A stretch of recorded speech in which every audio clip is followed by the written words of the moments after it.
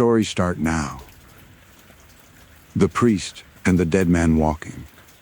My grandfather used to tell this story, and even now, years after his passing, I can still remember the way his voice would drop to a whisper when he reached the terrifying part. He was a pandit, a Hindu priest, and he had seen many things in his life that defied explanation. But this one story, this one encounter, stayed with him until his dying day. It haunted him in ways that nothing else ever did. Before I go any further, I need to tell you something important. If you are the kind of person who needs everything to make logical sense, if you need scientific explanations for everything you hear, then maybe you should stop reading right now. This is a ghost story. Ghost stories, by their very nature, do not follow the rules of logic that we use in our everyday lives. They exist in a space between what we know and what we fear, between the world we can see and the world that hides just beyond our vision. And one more thing.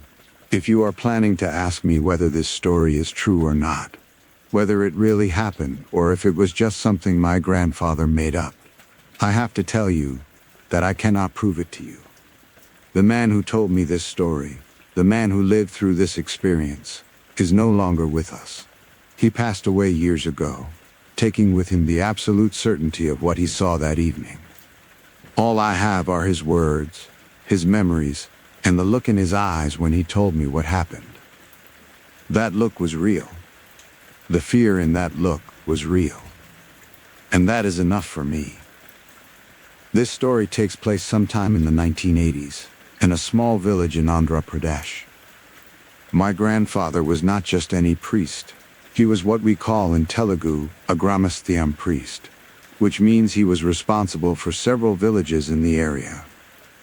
He was the main religious authority, the person people turned to for important ceremonies and rituals. When someone wanted to install a new deity in a temple, when someone needed prayers for a wedding or a funeral, when someone needed spiritual guidance, they came to my grandfather. He took his responsibilities very seriously. He would travel from village to village, sometimes walking for miles through fields and along dirt roads, carrying his prayer books and his sacred items. He knew everyone in all the villages he served. He knew their families, their problems, their joys and their sorrows. He was not just a priest to them. He was a counselor, a friend, a father figure to many. The day this incident happened started out like any other day. My grandfather had been called to a neighboring village to perform a Vigraha Pratishta ceremony. This is a very important ritual in Hinduism where a deity's idol is consecrated and installed in a temple or a home. It requires many hours of prayers, chanting, and precise rituals. My grandfather had been doing this work since early morning, and by the time he finished, the sun was already beginning to set. Now in Indian villages, especially back in the 1980s, there were no streetlights, no paved roads in many areas, and certainly no phones to call someone if you needed help. When the sun set, darkness came quickly and completely. People tried to finish their work and get home before nightfall.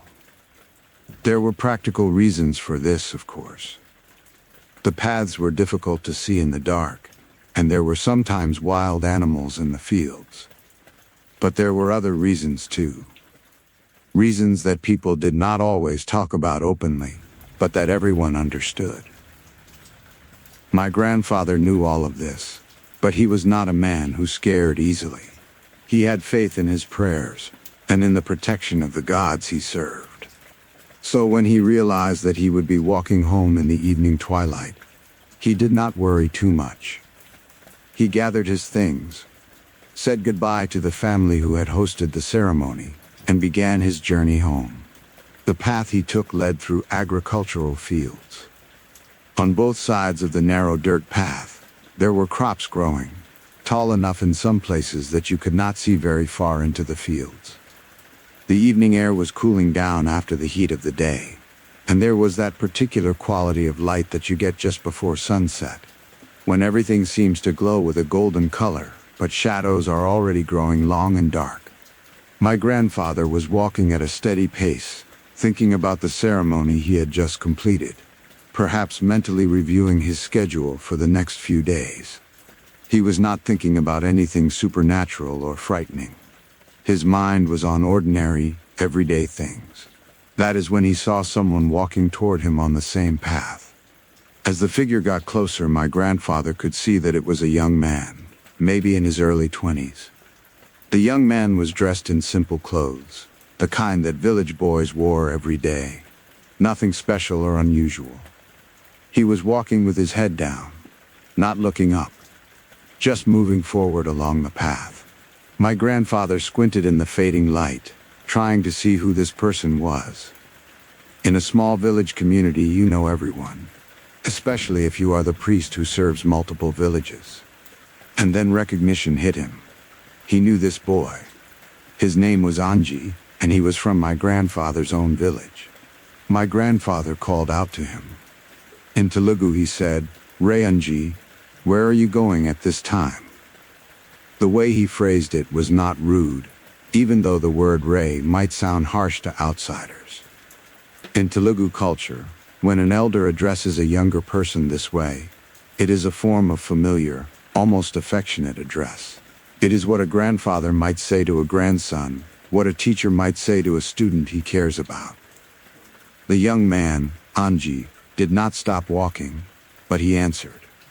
His voice was strange, flat, emotionless.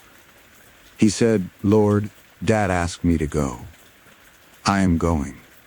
In the villages, people sometimes called priests Dora, which means Lord or Master. It was a term of respect. My grandfather was used to being addressed this way, but something about the way Anji said it made him feel uneasy. There was no warmth in it, no real acknowledgement. It was as if Anji was simply repeating words without understanding them. My grandfather asked again, "But where? Where are you going?" Anji did not answer this time. He did not look back. He did not turn his head. He just kept walking, moving past my grandfather along the path, heading in the direction my grandfather had just come from. His footsteps made no sound that my grandfather could remember later.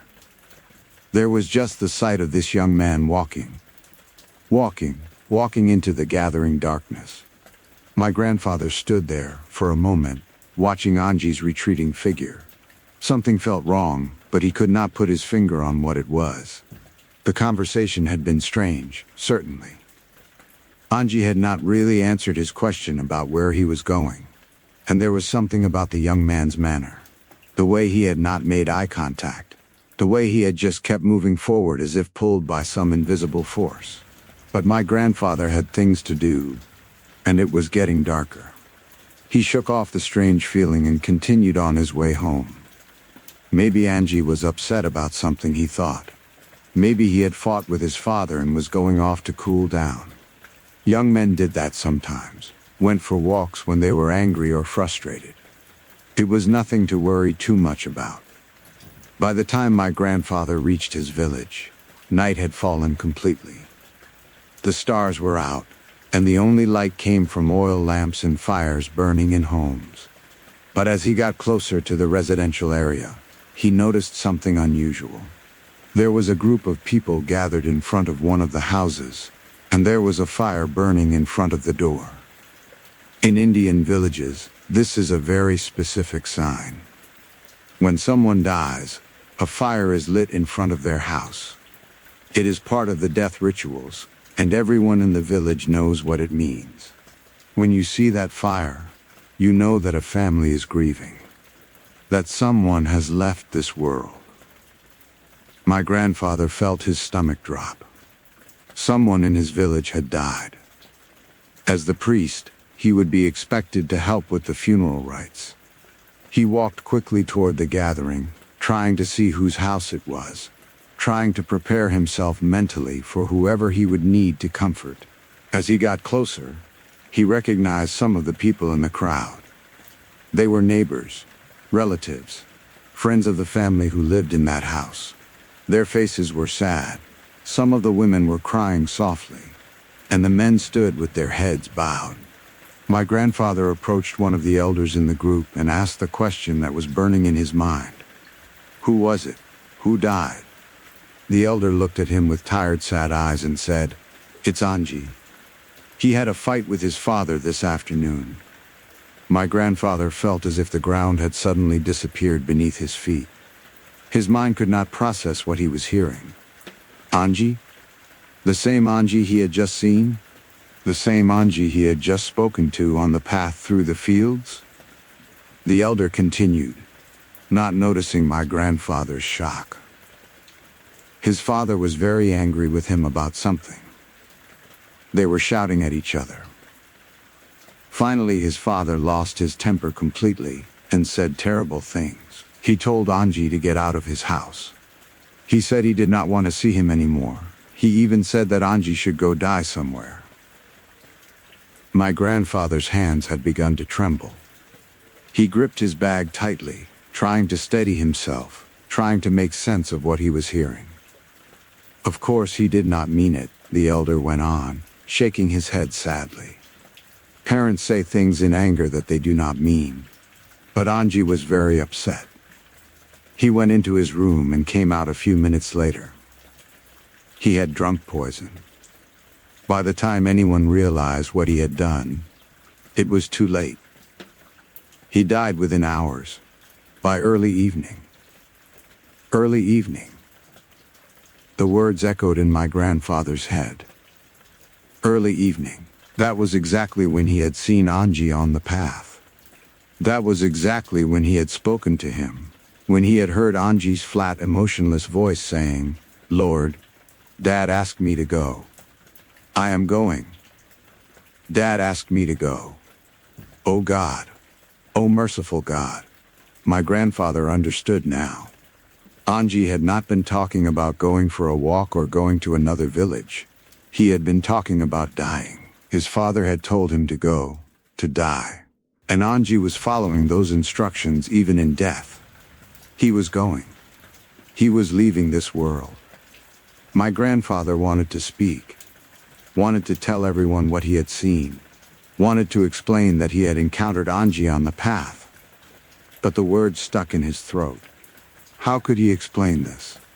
How could he tell these grieving people that he had spoken to their son, their brother, their friend, after he was already dead? He tried to open his mouth, tried to force the words out, but nothing came. He could only stand there, trembling, staring at the fire burning in front of Anji's house, remembering the young man walking along the path, walking without looking back, walking into darkness. The memory was so vivid, so absolutely clear. My grandfather could remember every detail. He could remember what Anji was wearing, the same simple clothes he always wore. He could remember the young man's face, pale in the fading light. He could remember the sound of his voice, that strange flat quality that had made my grandfather uneasy even before he knew the truth. But most of all, he remembered the words. Dad asked me to go. I am going. It was not just a ghost story, my grandfather realized later. It was something more heartbreaking than that. It was a young man, confused and hurt, following his father's angry words even after death. It was a son who could not disobey his father even when that obedience led him to death and beyond. It was a tragedy that extended past the moment of death, into whatever realm Anji had entered when he left his body. My grandfather did not sleep that night. He could not.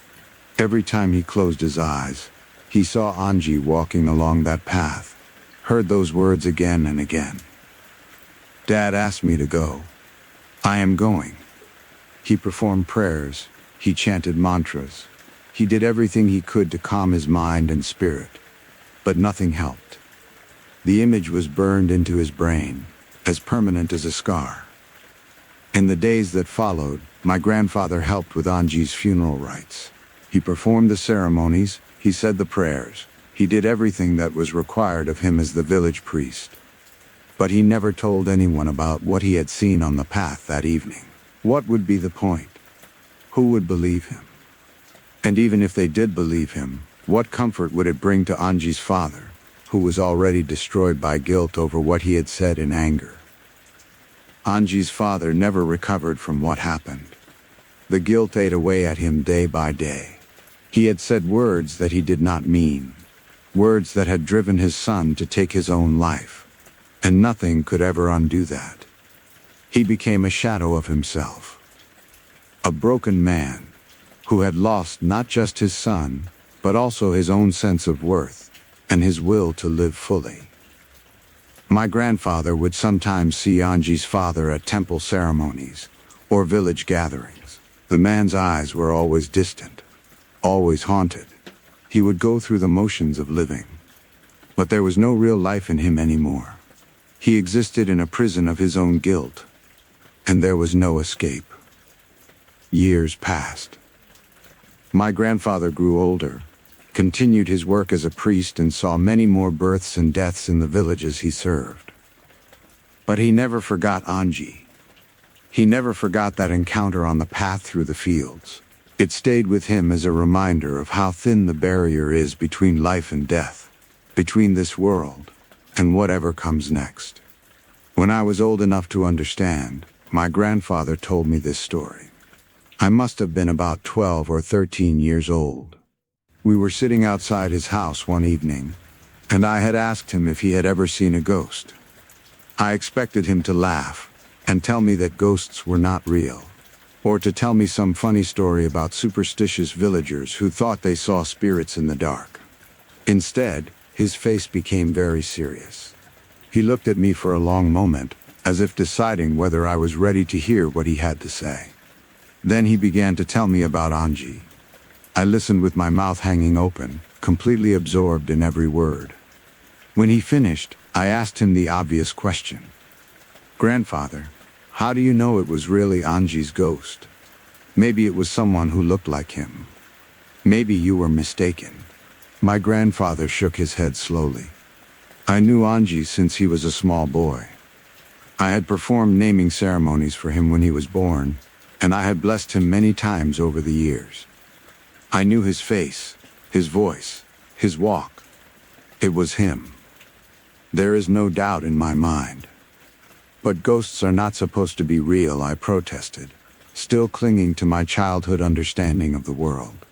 "I know what I saw," my grandfather said quietly. "And I know what I heard. Anji spoke to me after he had already died. I do not know how to explain it. I do not know the rules of life and death. But I know that what happened that evening was real. It happened." The way he said it, with such absolute certainty, convinced me. My grandfather was not a man who made up stories or exaggerated for effect. He was a priest, a man of faith, but also a practical man who understood the difference between superstition and genuine spiritual experience. Over the years, I have thought about this story many times. I have tried to understand it, to fit it into some framework that makes sense. Some people might say that my grandfather was mistaken about the time, that maybe he saw Anji earlier in the day before he took the poison. But my grandfather was very clear about the sequence of events. He saw Anji in the evening twilight, and Anji had already been dead for some time by then. Others might say it was a hallucination, that my grandfather's mind created the image of Anji for some psychological reason. But why? My grandfather had no reason to think about Anji specifically at that moment. He had not heard about the fight between Anji and his father. He had no knowledge of Anji's death. The encounter came completely out of nowhere, with no psychological preparation or expectation. The most skeptical people might say that my grandfather invented the whole story, that it never happened at all. But I knew my grandfather. He was not a liar. He had no reason to make up such a story. He did not tell it for entertainment or to scare children. He told it because it was something that had happened to him. Something that had shaken him deeply and that he needed to share with someone he trusted. What I find most frightening about this story is not just the ghost itself. not just the fact that my grandfather encountered someone who was already dead. What frightens me most is the implication behind Anji's words. Dad asked me to go. I am going. Think about what that means. It means that even in death, Anji was still bound by his father's words. He was still trying to obey, still trying to do what his father had told him to do, even though those words were spoken in anger and not meant to be taken seriously. It suggests that words have power beyond what we imagine, that the things we say to each other, especially in families, especially between parents and children, can have effects that last beyond death itself. It also suggests something else, something even more disturbing. If Anji was walking somewhere after his death, where was he going? What was his destination? Was he trapped in some in-between state, unable to move on to whatever comes after life because he was still trying to fulfill his father's angry command? Was he wandering, lost and confused, in some dark space between worlds? These questions haunted my grandfather for the rest of his life. He wondered if he should have done something differently. Should he have tried to stop Anji on the path? Should he have spoken to him longer, tried to understand what was happening? But what could he have done? He did not know at the time that he was speaking to someone who had already died. He thought it was just a normal, if strange, encounter with a village boy. And even if he had known, what could he have done? Can the living really help the dead? Can we reach across that barrier and pull back someone who has already crossed over? My grandfather did not know. He prayed for Anji's soul many times after that evening. He performed special ceremonies. He made offerings. He did everything in his power as a priest to help Anji find peace. But he never knew if it helped. He never knew if Anji's spirit eventually found its way to rest. The story affected my grandfather's approach to his work as a priest. After that incident, he became even more serious about the death rituals he performed. He understood that death was not just the end of the body, that there were mysteries involved that went beyond physical life. He took extra care with every funeral ceremony, making sure that all the prayers were said correctly, that all the rituals were performed properly. He wanted to make sure that the people he helped to send off from this world had every chance of finding peace in whatever came next. He also became very careful about the words he used, especially with young people. He had seen what could happen when words spoken in anger led to tragedy. He made it a point to counsel parents about the power of their words, about the damage that could be done by saying things they did not mean in moments of frustration or rage. He told them Anji's story sometimes, though he would change the names and details to protect the family. He wanted people to understand that words matter, that what we say to our children, our students, our younger family members can have lasting effects. But he never told the complete truth about what he had seen that evening. That secret he kept mostly to himself, sharing it only with a very few people he trusted absolutely, like me. He knew that most people would not understand. They would either dismiss him as superstitious or old-fashioned, or they would spread the story around as gossip, turning it into something sensational and losing the deeper meaning in the process. As I grew older and heard more ghost stories from different people and different cultures, I came to realize that my grandfather's experience was not unique.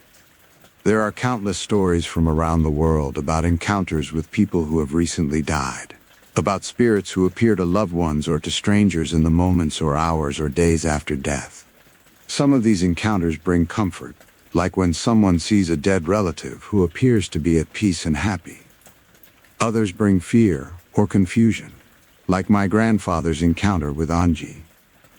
What all these stories have in common is that they challenge our understanding of death.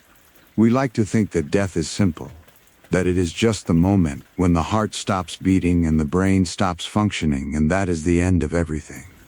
But experiences like my grandfather's suggest that it might not be that simple. They suggest that there might be a period of transition, a time when the spirit or soul or consciousness or whatever you want to call it, is still somehow present in this world, even though the body has died. Different religious and spiritual traditions have tried to explain this phenomenon in different ways. In Hinduism, there is the concept of the Atman, the soul that continues after death and is reborn in a new body. In Buddhism, there is the concept of the bardos, the transitional states between death and rebirth. In many traditional cultures, there are beliefs about spirits who linger near the place of death, or who must complete some unfinished business before they can move on. My grandfather believed all of this from his religious training, but after seeing Anji, these beliefs became something more than just theoretical concepts. They became real, concrete, undeniable. He had seen proof that something continues after death, that the end of physical life is not the end of existence. But knowledge does not always bring comfort. In some ways, what my grandfather experienced made death more frightening, not less. It raised questions about what happens to people who die in states of confusion, or anger, or sadness. It made him wonder about all the souls who might be trapped in some liminal space, unable to move forward, unable to go back, just wandering in darkness like Anji seemed to be doing on that path through the fields. There is another aspect of this story that I have thought about a lot over the years.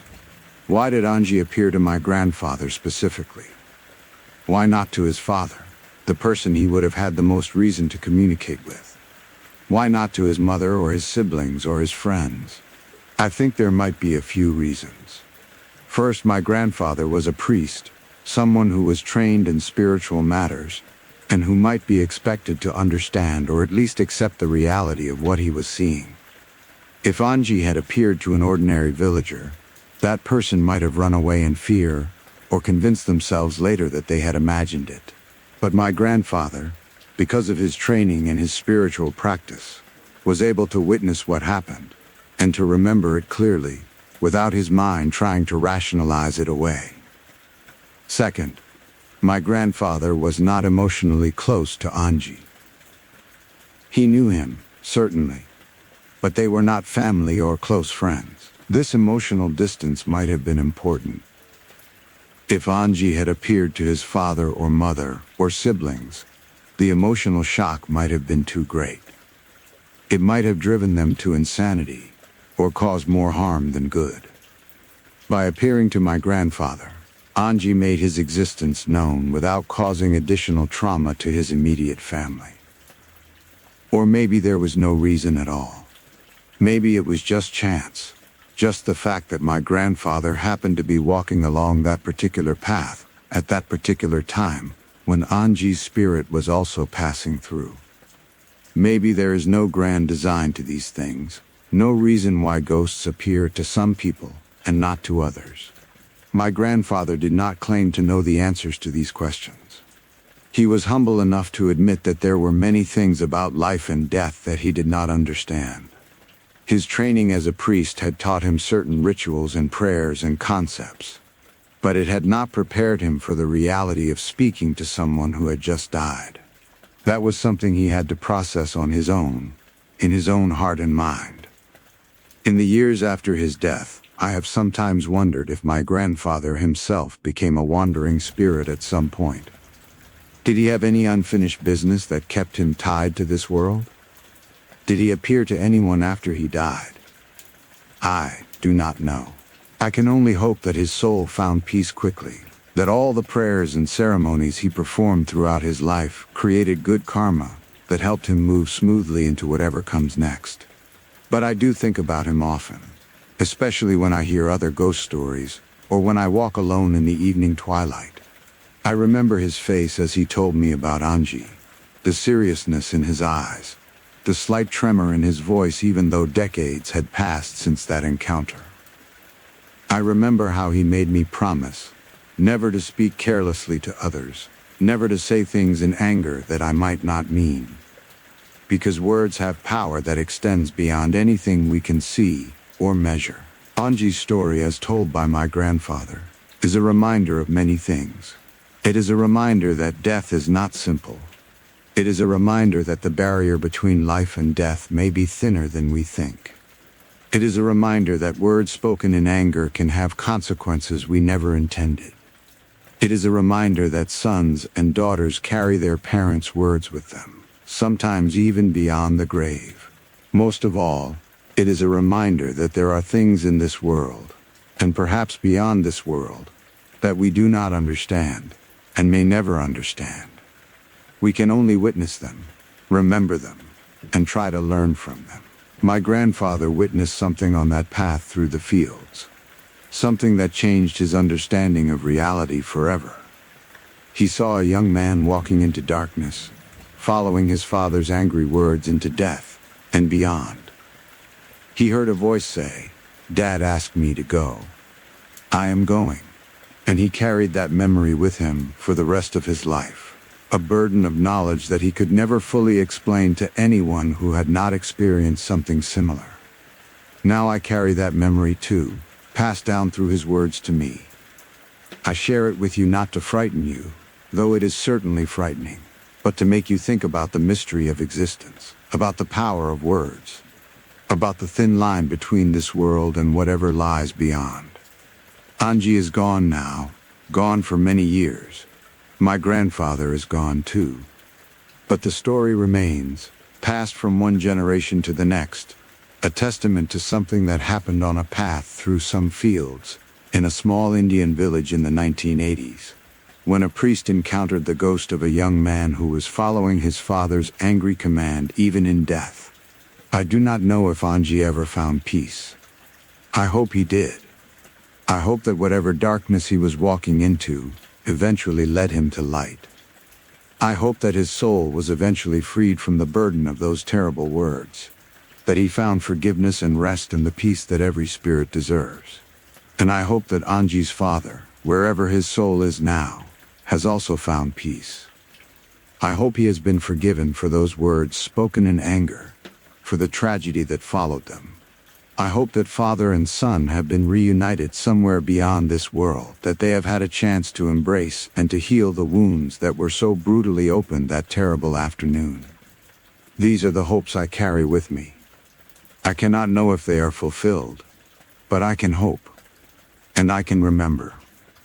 I can keep this story alive, keep the memory of Anji and my grandfather alive, keep the lessons of this experience alive for anyone who is willing to listen. So when you speak to others, especially to those younger than you, especially to your children or students or anyone who looks up to you, remember this story. Remember that words have power. Remember that anger passes but consequences remain.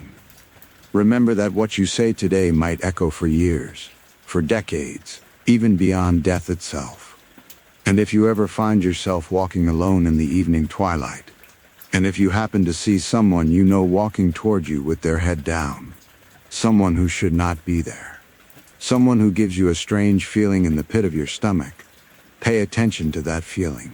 Listen carefully to what they say. Remember it, because you might be witnessing something that few people ever see, something that exists in that mysterious space between life and death, between this world and the next. That is the scariest ghost story I have ever heard, because it is not just a story about a ghost. It is a story about grief, about guilt, about the terrible power of words, about a father's anger and a son's obedience, about death and what might come after death. It is a story that my grandfather lived through, that marked him forever, that he carried with him until his own death. And now it is a story that I carry, and that I have shared with you. Do with it what you will. Believe it or do not believe it. But remember it. Remember Anji walking into darkness. Remember my grandfather witnessing something he could never fully explain. Remember the words, "Dad asked me to go. I am going." Those words still echo in my mind sometimes, late at night when I cannot sleep. When I think about all the mysteries of existence that we encounter but can never fully understand. They echo across the years, across the barrier between life and death. A message from someone who has gone before us into that unknown territory we will all eventually enter. What awaits us there? What state of consciousness, or confusion or clarity do we enter when we die? Do we wander for a while, like Anji seemed to be doing, caught between worlds? Or do we move quickly into whatever comes next? Do we carry with us the words that were said to us in life, the blessings and the curses, the love and the anger? I do not know. But I know that my grandfather saw something real that evening on the path through the fields. I know that he spoke to someone who should not have been able to speak back. I know that the experience shook him to his core and changed him forever. And I know that this story is true as any story can be when it is passed down from one person to another, from grandfather to grandson, from the past into the present and hopefully into the future. May Anji's soul rest in peace. May my grandfather's soul rest in peace. And may we all be careful with our words, knowing that they carry more power than we can ever imagine, power that reaches beyond this life into whatever mystery lies beyond. Next one story start now. The Woman on the Forest Trail. Some stories stay with you forever, no matter how much time passes. They burrow into your mind and refuse to leave, haunting your thoughts in quiet moments, making you wonder about the nature of reality and the things that exist just beyond our understanding. The story I am about to tell you is one of those stories. It was told to me by a friend many years ago, and even now, decades later, I can still remember the way her voice dropped to a whisper when she reached the most terrible parts. This is not a story she made up for entertainment. This is something that happened to her family, something that destroyed them in ways that can never be repaired. Before I begin, I need to warn you. This story contains elements that might disturb you. It deals with death, with spirits, with forces that we do not understand and cannot control. Some of you might find it hard to believe. You might think it is just a tale, just superstition from a remote part of the world where people still believe in things that modern science has supposedly disproven. But I am asking you to read with an open mind. Set aside your skepticism for just a little while, and consider the possibility that there are things in this world that cannot be explained by logic and reason alone. This story takes place in the 1990s, in a tiny town in the northeastern part of India. If you look at a map of India, you will see that the northeastern region is quite different from the rest of the country. It is a mountainous area, full of forests and rivers, where different tribes and ethnic groups have lived for thousands of years with their own languages, customs, and beliefs. The town where this story takes place was so small that it barely appeared on most maps. It was the kind of place where everyone knew everyone else, where life moved slowly and quietly, where nothing much ever happened to disturb the peaceful routine of daily existence. My friend grew up in this town. Her family was relatively well off by local standards. Her father worked for the government in some administrative capacity, and they lived in a decent house on the outskirts of town, surrounded by fields and forest. She had several siblings, and the story I am about to tell involves her eldest brother, who was 19 years old when these events began. I will call him Arun, though that was not his real name. My friend asked me never to use real names when telling this story, out of respect for her brother's memory and to protect her family's privacy. But the events I am about to describe are true, or at least as true as any story can be when it is passed from one person to another, filtered through memory and emotion and the limits of language. Arun was not like most 19-year-old boys.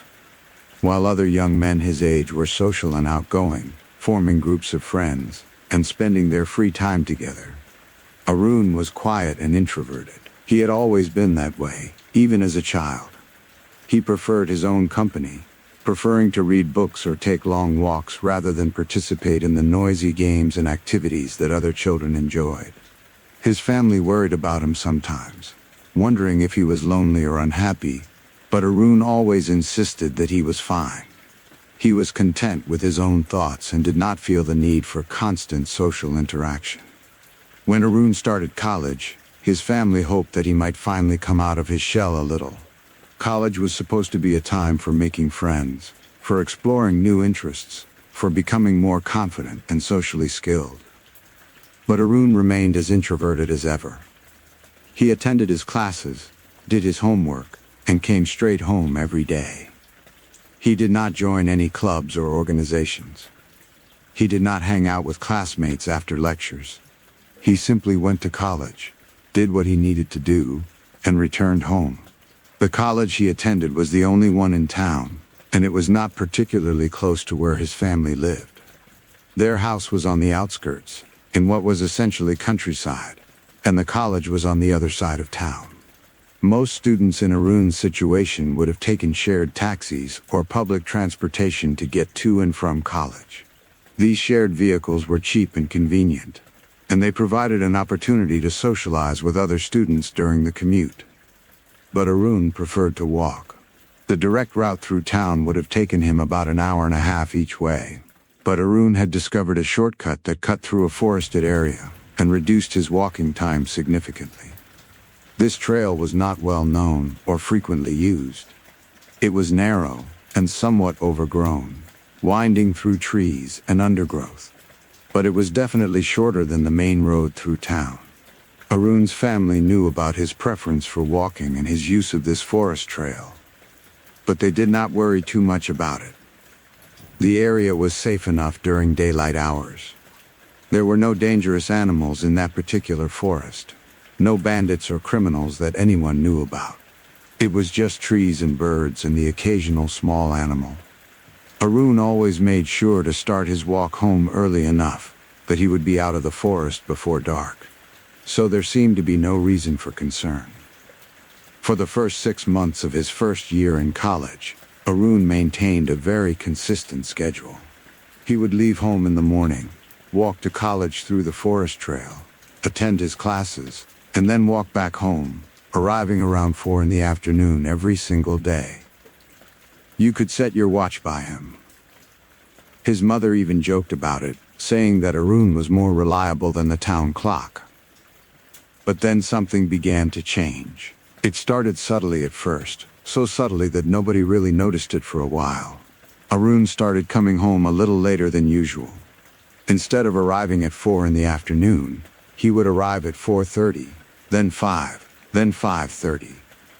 The delays were gradual enough that his family did not immediately become alarmed. They assumed, reasonably enough, that he had finally started making friends at college. Maybe he was staying after class to talk with classmates, or maybe he had joined a study group. These seemed like positive developments for a young man who had always been so solitary. His mother was actually pleased at first. She mentioned to her husband that their son seemed to be finally coming out of his shell, finally learning to socialize and make connections with his peers. This was what they had always hoped would happen when Arun went to college. The fact that he was staying out a little later suggested that he was engaging with campus life in a way he had not done before. But then they noticed something else, something that was not so easy to dismiss or explain away. Arun started losing weight. At first it was barely noticeable, just a slight thinning of his face, a little less roundness in his cheeks. But as the weeks passed, the weight loss became more obvious and more concerning. Arun's clothes started hanging loose on his frame. His face became gaunt, with his cheekbones protruding more prominently. His eyes seemed to sink deeper into his skull. His mother, naturally, was the first to become seriously worried. She started paying closer attention to his eating habits. Was he eating the meals she prepared? Yes, he was. He ate everything she put in front of him, sometimes even asking for second helpings. So it was not that he was not eating enough. Something else was causing him to lose weight despite consuming what should have been adequate calories. She also noticed that he seemed tired all the time. He would come home from college and immediately go to his room to lie down. He no longer took the long walks he used to enjoy. He seemed to have no energy for anything beyond the basic requirements of attending classes and doing homework. Dark circles appeared under his eyes, suggesting that he was not sleeping well. His father tried to talk to him about it, asking if everything was all right, if he was feeling sick, if something was bothering him. But Arun insisted that he was fine. He said he was just tired from studying, that college was more demanding than he had expected. He promised that he would try to get more rest and take better care of himself. But things did not improve. If anything, they got worse. The weight loss continued. Arun became thinner and thinner, his clothes hanging off his body like they were several sizes too large. His skin took on a grayish, unhealthy color. His movements became slow and labored, as if every action required tremendous effort. He looked like someone suffering from a wasting disease, something that was consuming him from the inside. His family became desperate. They could not understand what was happening to their son. They took him to the local doctor, a general practitioner who had been serving the town for decades and had seen just about every illness and condition imaginable. The doctor examined Arun thoroughly, running what tests were available in that small town clinic. Blood work, urine samples, checks for infections and parasites, and vitamin deficiencies. Everything came back normal, or close enough to normal that the doctor could not identify any specific problem. The doctor suggested that Arun might be suffering from depression or some other mental health issue, and that this psychological problem was manifesting in physical symptoms. He prescribed some vitamins and suggested that Arun should try to eat more protein-rich foods and get regular exercise. But these recommendations made no difference. Arun continued to decline. His parents took him to other doctors in neighboring towns, traveling hours to see specialists who might have more knowledge or better equipment. But none of them could explain what was wrong with Arun. Some suggested rare tropical diseases. Others thought it might be an unusual metabolic disorder. One doctor even suggested that Arun might have an undiagnosed cancer, though no tumors or abnormal masses could be found during physical examinations. The family was running out of options and running out of hope. They watched their son waste away before their eyes, becoming weaker and frailer with each passing day, and nobody seemed able to help him or even explain what was happening. It was terrifying and heartbreaking in equal measure. Finally, after exhausting all conventional medical options, Arun's grandfather made a suggestion. The old man had been watching his grandson's decline with increasing alarm, and he had come to a conclusion that the younger generation might not want to hear. He believed that Arun's condition was not medical in nature. He believed that something supernatural was affecting the boy, something that Western medicine could not diagnose or treat. In that part of India, many people still held on to traditional beliefs alongside their acceptance of modern medicine. They believed in spirits and curses and supernatural forces that could affect human lives. And when modern medicine failed, it was not uncommon for people to turn to traditional healers and spiritual practitioners for help. The grandfather suggested that they consult a lama. In that region, lamas were Buddhist monks who served not only as religious figures, but also as healers and spiritual advisors. They were believed to have knowledge of the supernatural world and the ability to deal with spirits and other non-physical entities. Some people might call them witch doctors or shamans, though these terms do not fully capture the respect and authority that lamas held in their communities. Arun's parents were initially hesitant. They were educated people, relatively modern in their outlook, and the idea of consulting a lama seemed like a step backward into superstition and ignorance. But they were desperate. Their son was dying, and nobody else had been able to help him. What did they have to lose? They found a lama who lived in a monastery several hours away from their town. He was known throughout the region as a man of great wisdom and spiritual power. Someone who could see things that ordinary people could not see and communicate with forces beyond the physical world. The family made the journey to his monastery. bringing Arun with them. The Lama was an elderly man with a weathered face and kind eyes. He wore the traditional maroon robes of a Buddhist monk, and he carried himself with a dignity and presence that immediately commanded respect. He invited them into a simple room in the monastery and asked them to explain their problem.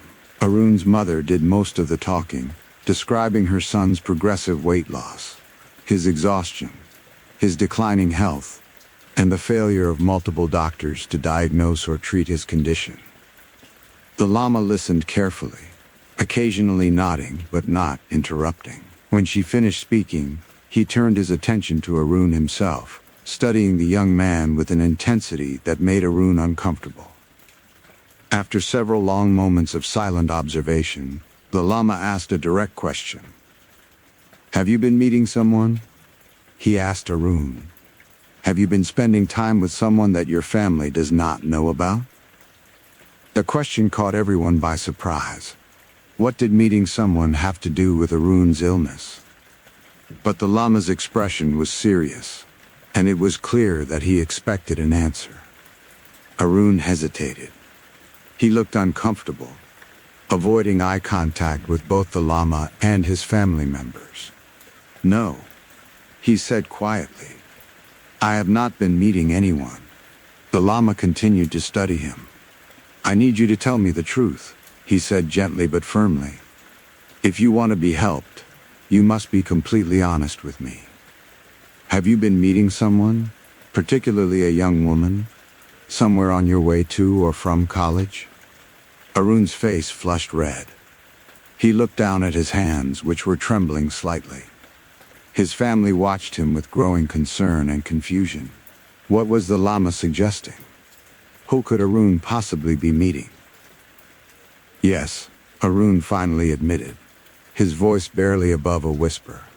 "I have been meeting someone. A woman. On the trail through the forest." His parents exchanged shocked glances. This was completely unexpected. Arun had never shown any interest in girls. He had never talked about having a girlfriend or even having crushes on anyone. And when could he have met someone? He was supposed to be going straight to college, and straight back home. The Lama nodded as if this was exactly what he had expected to hear. "Tell me about this woman," he said. "When did you first meet her? What does she look like? Where exactly do you meet her?" Arun seemed reluctant to answer, but under the Lama's patient but persistent questioning, the story gradually came out. About 6 months ago, around the same time his family had noticed him starting to come home later, Arun had encountered a young woman on the forest trail. She had been standing by the path, and she had smiled at him as he passed. She was beautiful, he said, with long dark hair and delicate features. She wore a traditional dress, the kind that local women wore for special occasions. Arun had been surprised to see anyone on that trail, as it was rarely used by others. He had greeted her politely and continued on his way. But the next day, she was there again, in the same spot. This time she spoke to him, asking him where he was going and where he came from. They had a brief conversation, and Arun found her pleasant and easy to talk to. After that, she was there almost every day. They began to spend time together, talking about various things. She never told him much about herself. Arun realized now as he recounted the story to the Lama.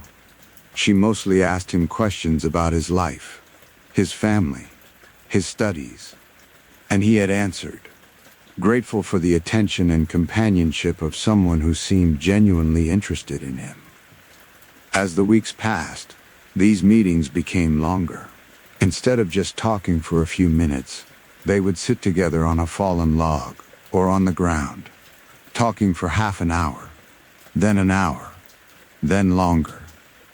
This was why Arun had been coming home later and later. He was not at college during those extra hours. He was with this woman in the forest. "Did you ever ask her name?" the Lama asked. Arun thought about it. "Yes, I asked, but she always changed the subject. She said names were not important, that we knew each other and that was enough. And, did you ever notice her feet? The llama asked. This seemed like a strange question, but Arun's parents had learned by now to trust that the llama knew what he was doing. Arun looked puzzled. Her feet? No, I do not think I ever looked at her feet. We were usually sitting down when we talked, or she was standing in grass or undergrowth. Why would I look at her feet? The llama did not answer the question directly. Instead, he reached into his robes and pulled out a needle threaded with red thread. He handed it to Arun. I want you to do something for me, he said. The next time you meet this woman, I want you to stick this needle into her clothing. Do not tell her what you are doing. Find a way to do it secretly, perhaps when you are sitting close to her, or when she is not looking directly at you. Stick the needle into her dress, or her shawl, or whatever she is wearing, and make sure the thread stays attached. Can you do this? Arun looked at the needle uncertainly. I suppose so, but why? What is this about? Just do as I ask, the llama said. Do not tell her what you are doing, and do not remove the needle afterward. Just leave it there. Then come home as you normally would. Arun agreed, though he clearly did not understand the purpose of this strange instruction. His parents were equally confused, but they had come to the llama for help, and they had to trust his methods even if they did not make sense. The next day, Arun went to college as usual. His family waited anxiously at home, wondering what would happen.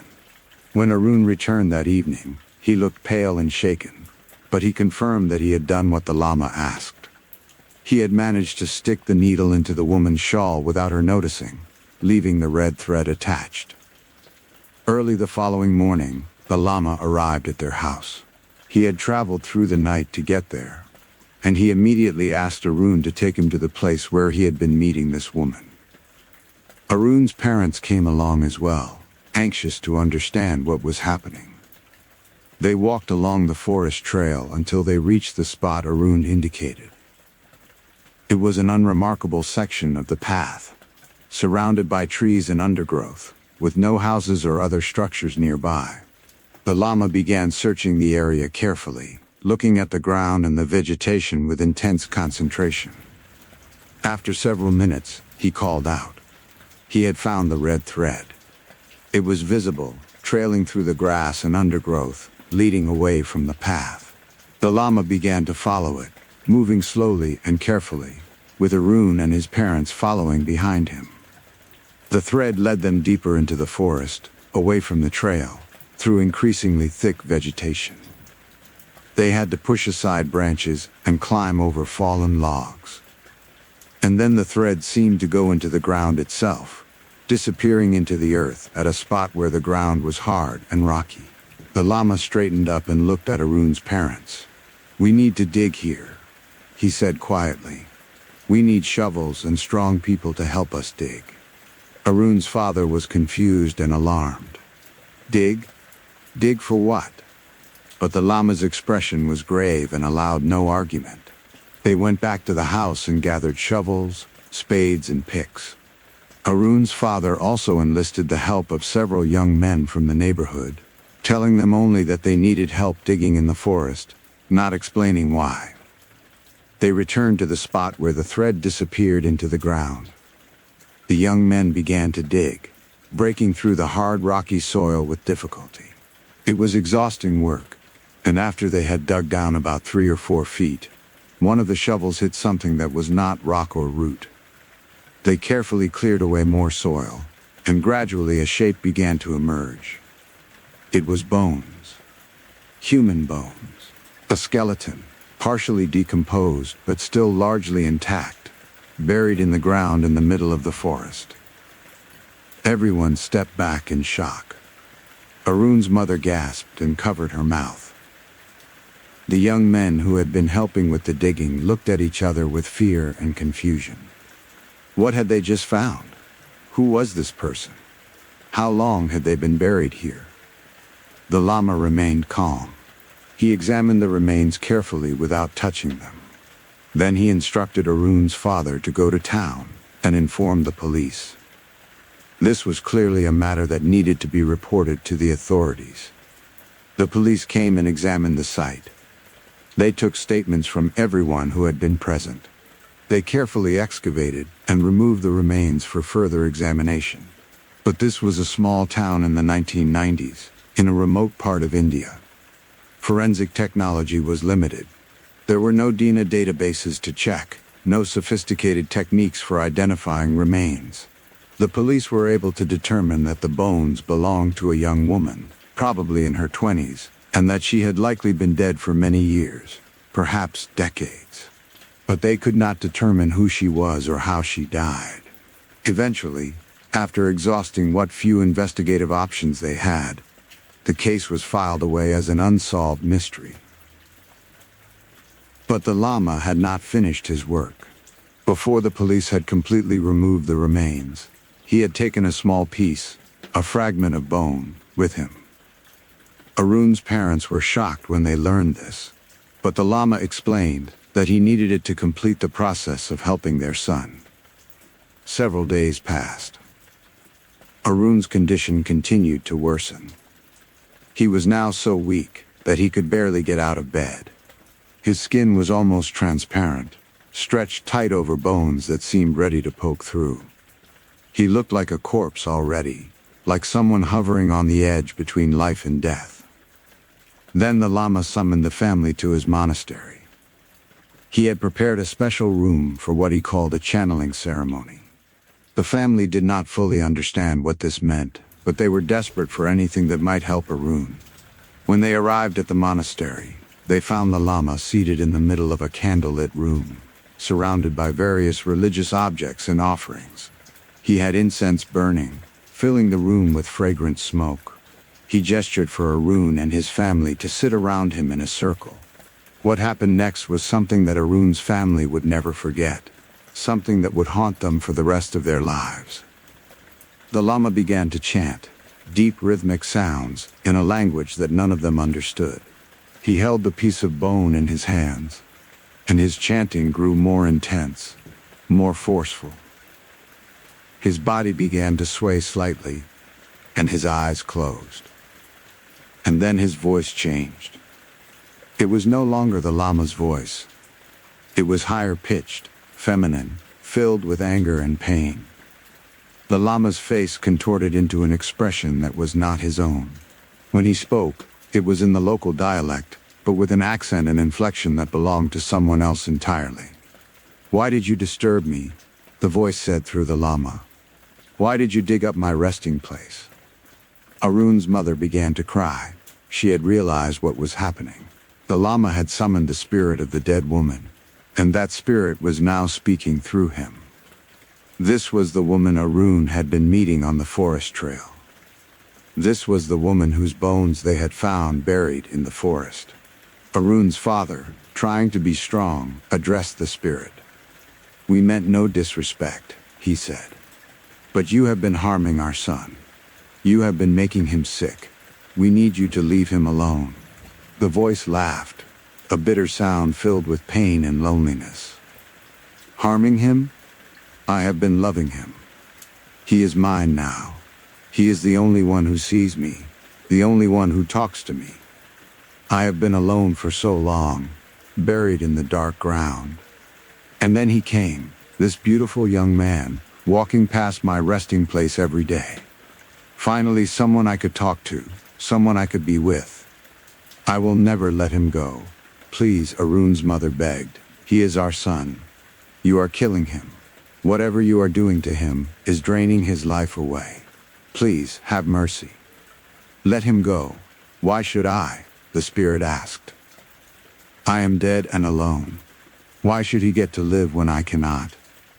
Why should he be with his family when I have no one? He is mine. I claimed him. And I will take him with me into death, so that I will never be alone again." The Lama, still channeling the spirit, began to struggle.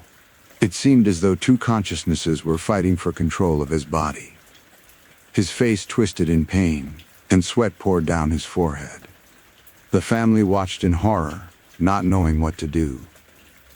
The Lama tried to reason with the spirit, to convince her to release Arun and move on to whatever came after death.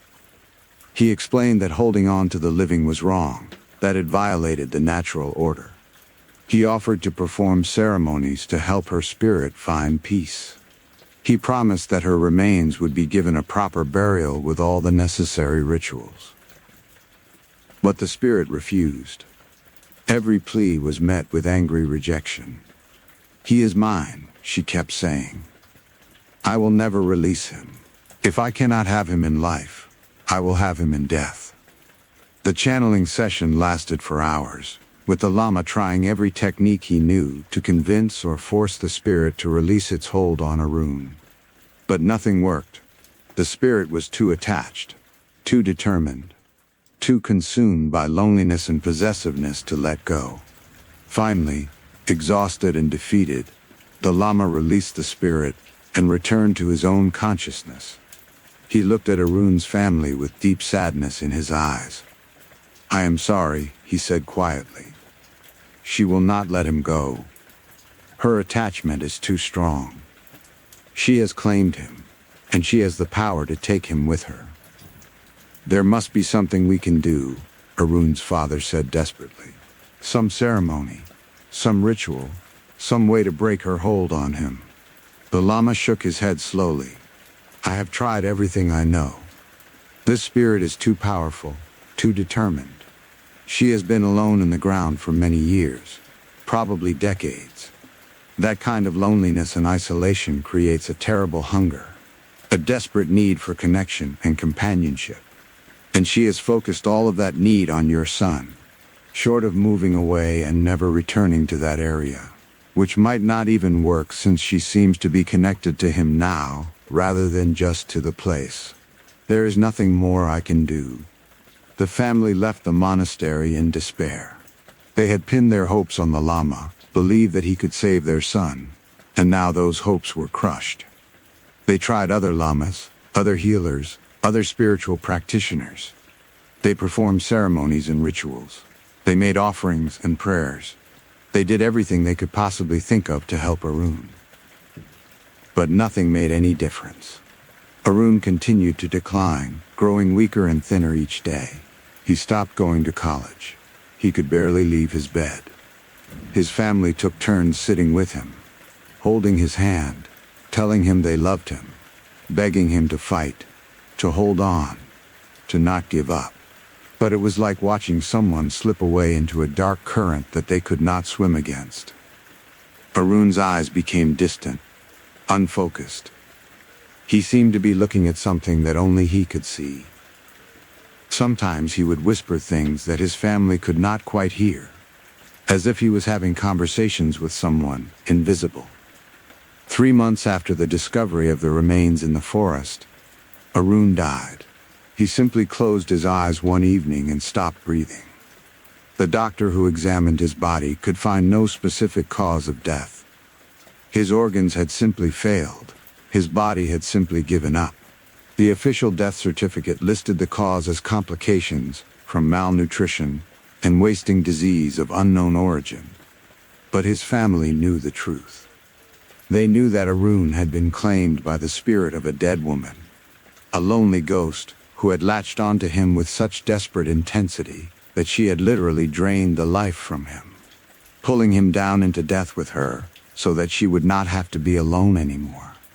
The grief and horror of Arun's death devastated the family. His mother never fully recovered. She blamed herself, wondering if there was something she should have noticed earlier, some way she could have intervened before the spirit's hold on him became unbreakable. She became withdrawn and depressed, and she died herself only a few years later, some said from a broken heart. Arun's father became obsessed with understanding what had happened. He tried to research the history of that area of the forest, tried to figure out who the woman buried there might have been. But he could never find any answers. No records of missing women from decades past. No stories or legends about deaths in that forest. The woman's identity remained a mystery. The family eventually moved away from that town. They could not bear to live so close to the place where their son had been claimed by a spirit and drained of life. They tried to start over elsewhere, to build new lives without the constant reminders of what had happened. My friend, who was Arun's younger sister, was only a child when this happened. She did not fully understand what was going on at the time. She just knew that her brother was sick, that strange people were coming to the house to try to help him, and that everyone was sad and scared. It was only years later, when she was older, that her parents told her the full story of what had happened to Arun. She has carried that story with her ever since, and now she has passed it on to me, and I am passing it on to you. It is a story that raises troubling questions about the nature of death and spirits, and the unseen forces that might exist alongside our everyday reality. What really happened to Arun? Was he truly killed by the spirit of a dead woman? Or was there some psychological explanation? Some way that his own mind created his illness based on guilt or fear, or some other emotion? Could a spirit really drain the life force from a living person like that? I do not have answers to these questions. All I know is that a young man died under circumstances that medical science could not explain, after encountering someone on a forest trail who turned out to be the spirit of a woman whose remains had been buried nearby for many years. Whether you believe in spirits or not, whether you think this story is possible or not, the fact remains that Arun died, and his family believes to this day that he was killed by supernatural forces. This story has stayed with me because it is so deeply tragic on multiple levels. There is the tragedy of Arun himself, a quiet, introverted young man who was just trying to get an education, who had the misfortune to walk past the resting place of a desperate spirit, and who paid for that accident with his life. There is the tragedy of the dead woman, whoever she was, buried alone in the forest, so consumed by loneliness that even in death she could not let go of the first person who showed her any attention or kindness. And there is the tragedy of Arun's family, who had to watch helplessly as their son was slowly killed by something they could not fight or understand, and who had to live with the guilt and grief of that loss for the rest of their lives. It is a reminder that there are forces in this world, or perhaps beyond this world, that we do not fully understand. It is a reminder that death might not be the end, that consciousness or spirit or whatever you want to call it might persist in some form, and that form might not always be benign or peaceful. It is a reminder that loneliness and isolation can create terrible distortions even after death. Most of all, it is a reminder to be careful where you walk, who you meet, and what invisible presences might be watching as you pass by. Because sometimes, the living and the dead exist closer together than we realize, separated only by the thinnest of veils. And sometimes, that veil tears, and something from the other side reaches through and takes hold of someone from this side, refusing to let go until death claims them both. Arun's story ended in tragedy. There was no happy ending, no last-minute rescue, no way to break the spirit's hold on him. He died young, his life cut short by something that should not even exist according to our modern understanding of the world. But it did exist, at least according to everyone who was involved in that situation. The spirit was real. Her hold on Arun was real. And his death was real. Whether you believe this story or not is up to you. But somewhere in northeastern India, there is a family that knows it is true, because they lived through it. They watched it happen, and they will carry the scars of that experience for the rest of their lives. This is what my friend told me, and this is what I am telling you. Make of it what you will. But remember it. Remember Arun, and the woman whose loneliness was so powerful that it reached out from beyond death and claimed a living soul. Remember that there are things in this world that we do not understand, and that some of those things are far more terrifying than any horror movie or ghost story could ever be. Because this was not fiction, this was real life. And sometimes, real life is more horrifying than any story we could ever imagine. Next one story start now. The boy who could see fire that wasn't there. There are some moments in life that change everything you thought you knew about the world. Moments that make you question reality itself. That make you wonder if the universe operates according to rules we have never been taught and can barely begin to understand. I experienced one of those moments in the mid-1980s, and even now, decades later, I can still remember every single detail of that afternoon as clearly as if it happened yesterday. It was not my story. Not really. It was the story of a little boy named Murphy, the 4-year-old son of my best friend. But I was there. I witnessed what happened, and what I saw that day has stayed with me ever since. A reminder that children sometimes see things that adults cannot see, that the past might not be as gone as we like to think, and that there are mysteries in this world that we will probably never fully solve. Before I tell you what happened, I need you to understand something important about me. I have never been a particularly superstitious person. I was raised in a practical family where we believed in what we could see and touch and prove. Ghost stories were just stories. Things people made up to entertain each other or to explain things they did not understand. I did not believe in psychic powers or supernatural abilities or any of that stuff. If you had asked me back then whether children could see the past or communicate with spirits or sense things that adults could not sense, I would have laughed and told you that was nonsense. But after what happened with Murphy, I could not laugh anymore. I could not dismiss these things as easily as I once had. Because I was there. I saw his face. I heard his voice. I watched as he described things he could not possibly have known. Things that turned out to be absolutely true. And I had no explanation for it. No way to make it fit into my understanding of how the world was supposed to work. The day it happened started out completely normal. My best friend, who I will call Sarah, had a 4-year-old son named Murphy. Murphy was a bright, curious little boy, the kind of kid who was always asking questions about everything. Why is the sky blue? Where do birds go at night? How does the refrigerator make things cold? He had that endless childhood curiosity that makes every day an adventure of discovery. Sarah and I were very close. We had been friends since high school, and even though we were both adults now with responsibilities and jobs and all the complicated stuff that comes with grown-up life, we still made time to see each other regularly.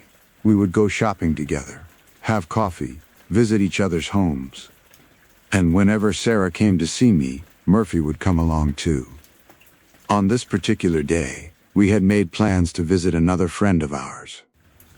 This friend, who I will call Jennifer, had just had a baby. It was her first child, and Sarah and I were excited to meet the new little one and congratulate Jennifer on becoming a mother. Jennifer was not staying at her own home at the time.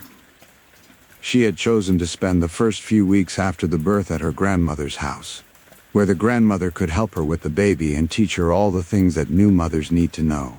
Jennifer's grandmother lived in New Orleans, in one of those classic old houses that the city is famous for. If you have ever been to New Orleans, you know the kind of house I am talking about. They call them shotgun houses because of their unique design. The rooms are all arranged in a straight line, one after another, with no hallway connecting them.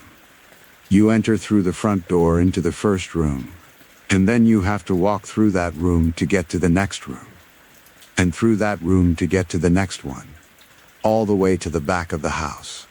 The story goes that you could fire a shotgun through the front door, and the bullet would travel straight through every room and out the back door without hitting any walls.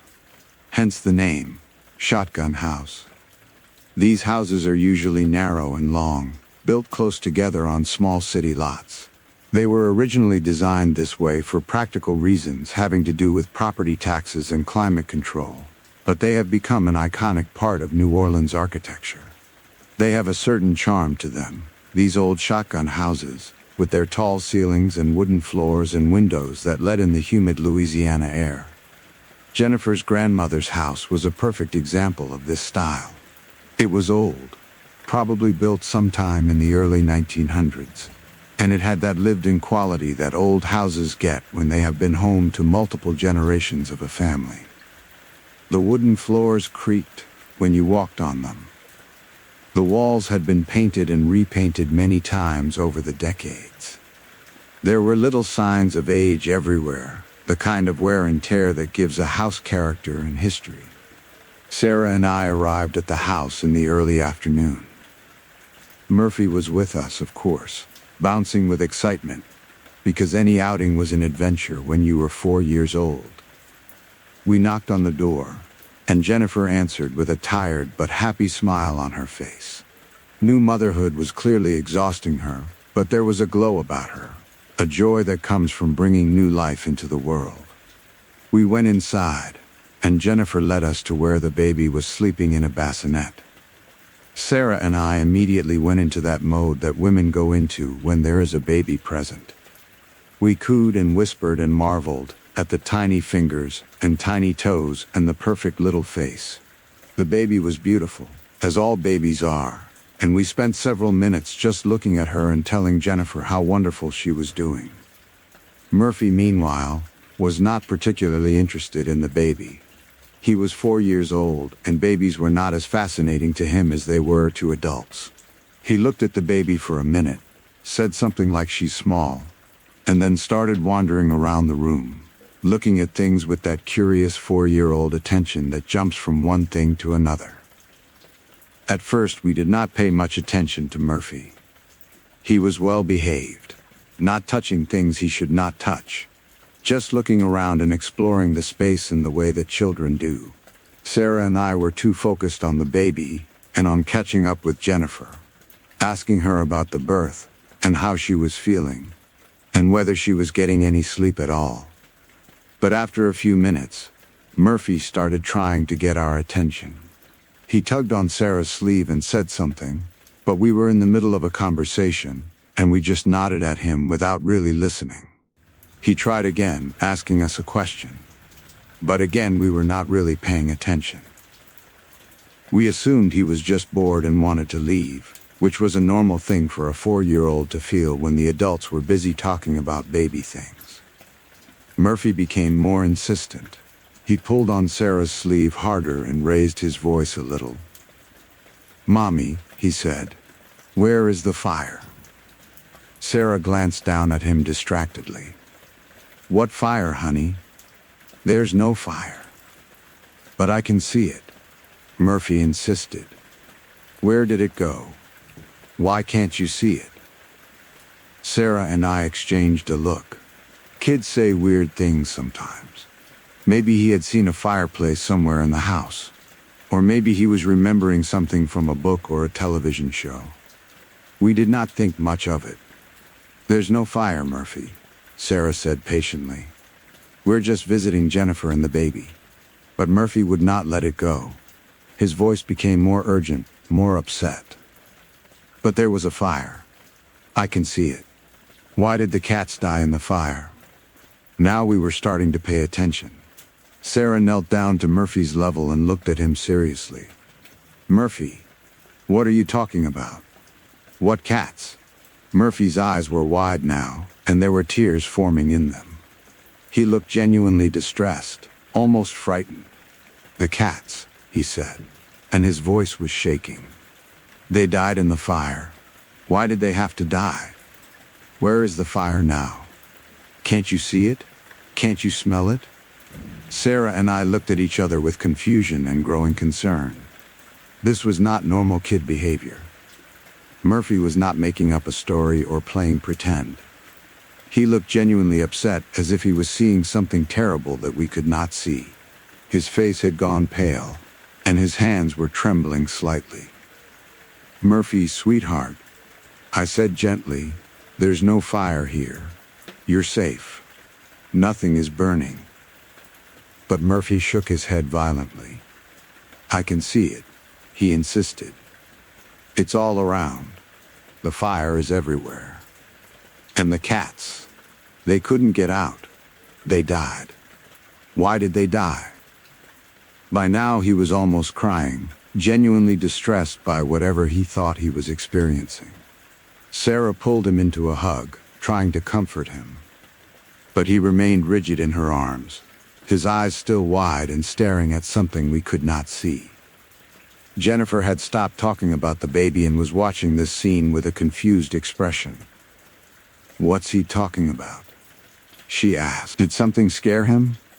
"I don't know," Sarah said, holding Murphy close. "He keeps talking about a fire and cats dying. I don't know where he got this from." Just at that moment, Jennifer's grandmother walked into the room. She was an elderly woman, probably in her 70s or 80s, with silver hair and the kind of weathered face that speaks of a long life fully lived. She had been in the kitchen making tea or doing something else, but she had heard the commotion and come to see what was happening. She took one look at Murphy, saw his distressed face, and heard the tail end of what he was saying, and her own face went pale. She stared at the little boy for a long moment, and then she turned to look at Sarah and me with an expression that I can only describe as shocked. "How did he know about the fire?" she asked, and her voice was barely above a whisper. "Did you tell him?" Sarah and I looked at each other, completely confused. "What fire?" Sarah asked.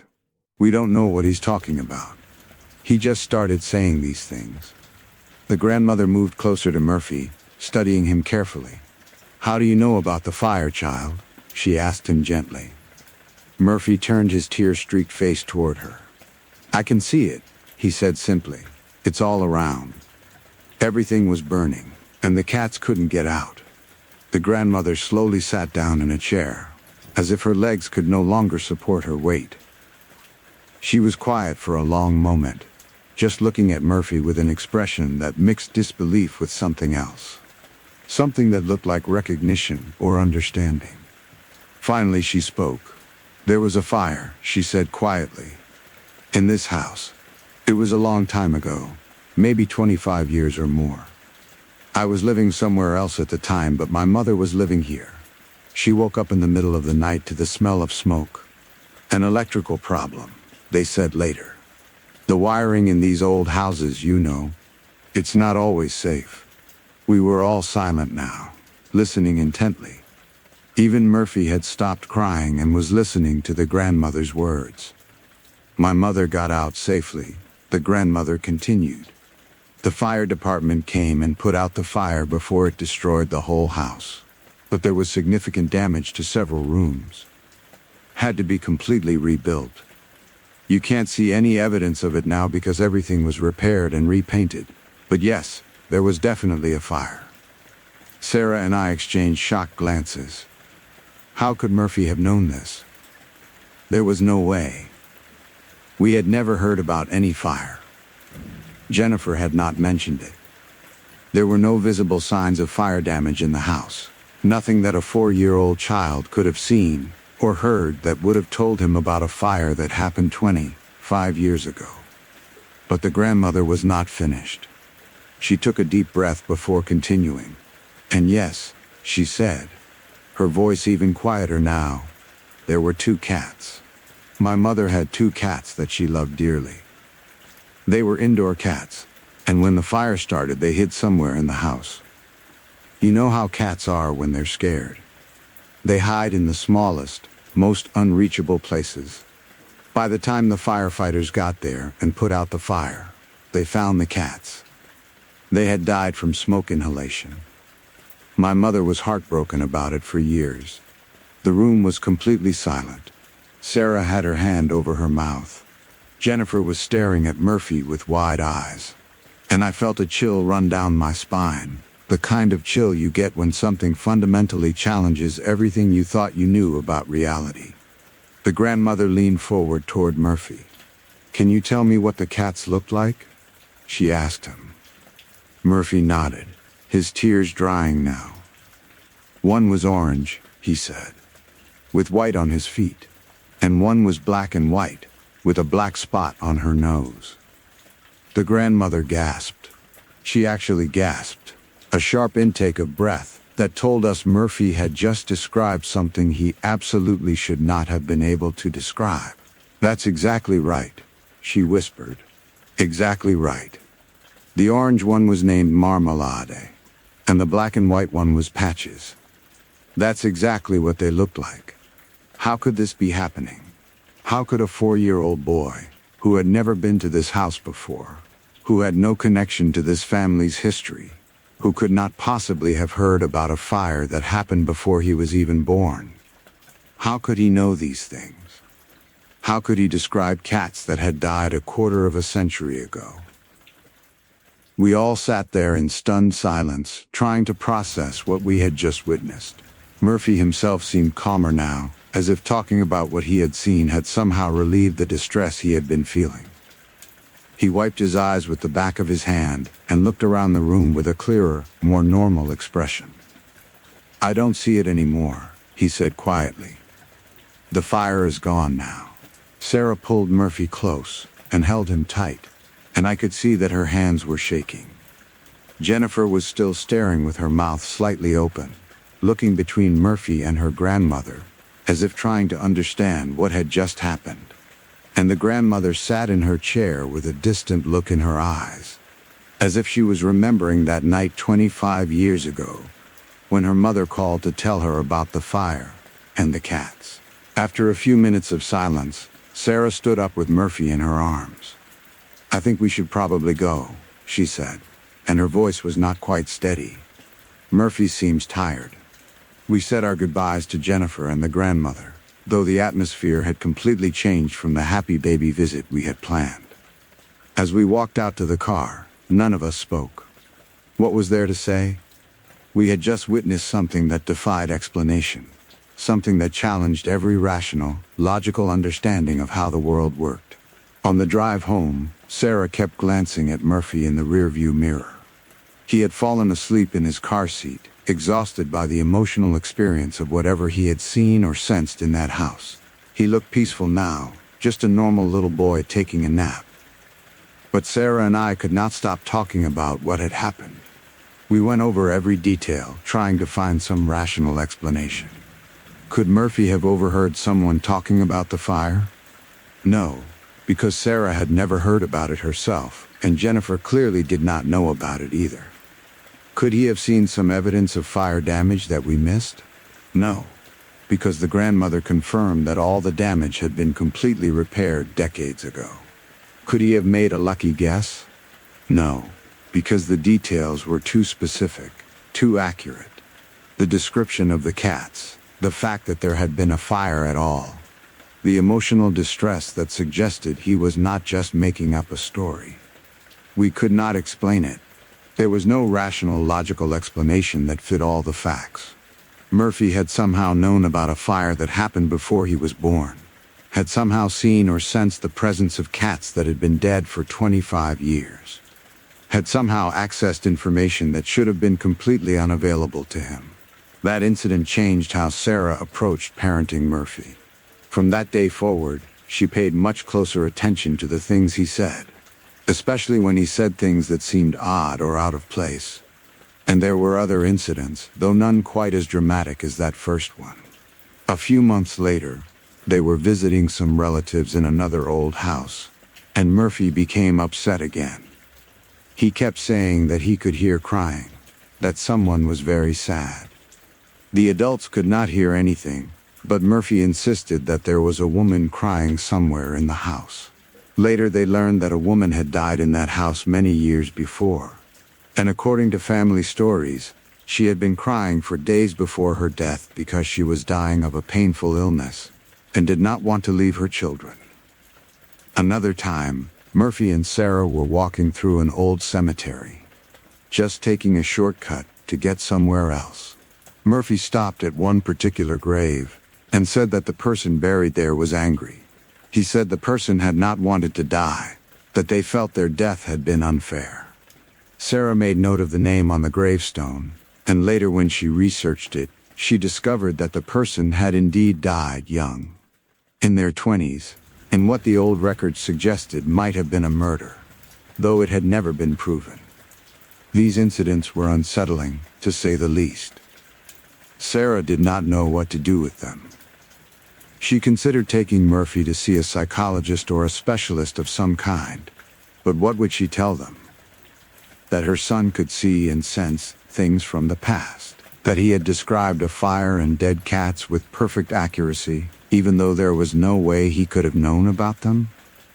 Who would believe that? And even if they did believe it, what would they do about it? In the end, Sarah decided to just watch and wait. She made sure Murphy knew that she believed him when he talked about these things. She never dismissed his experiences or told him he was making things up.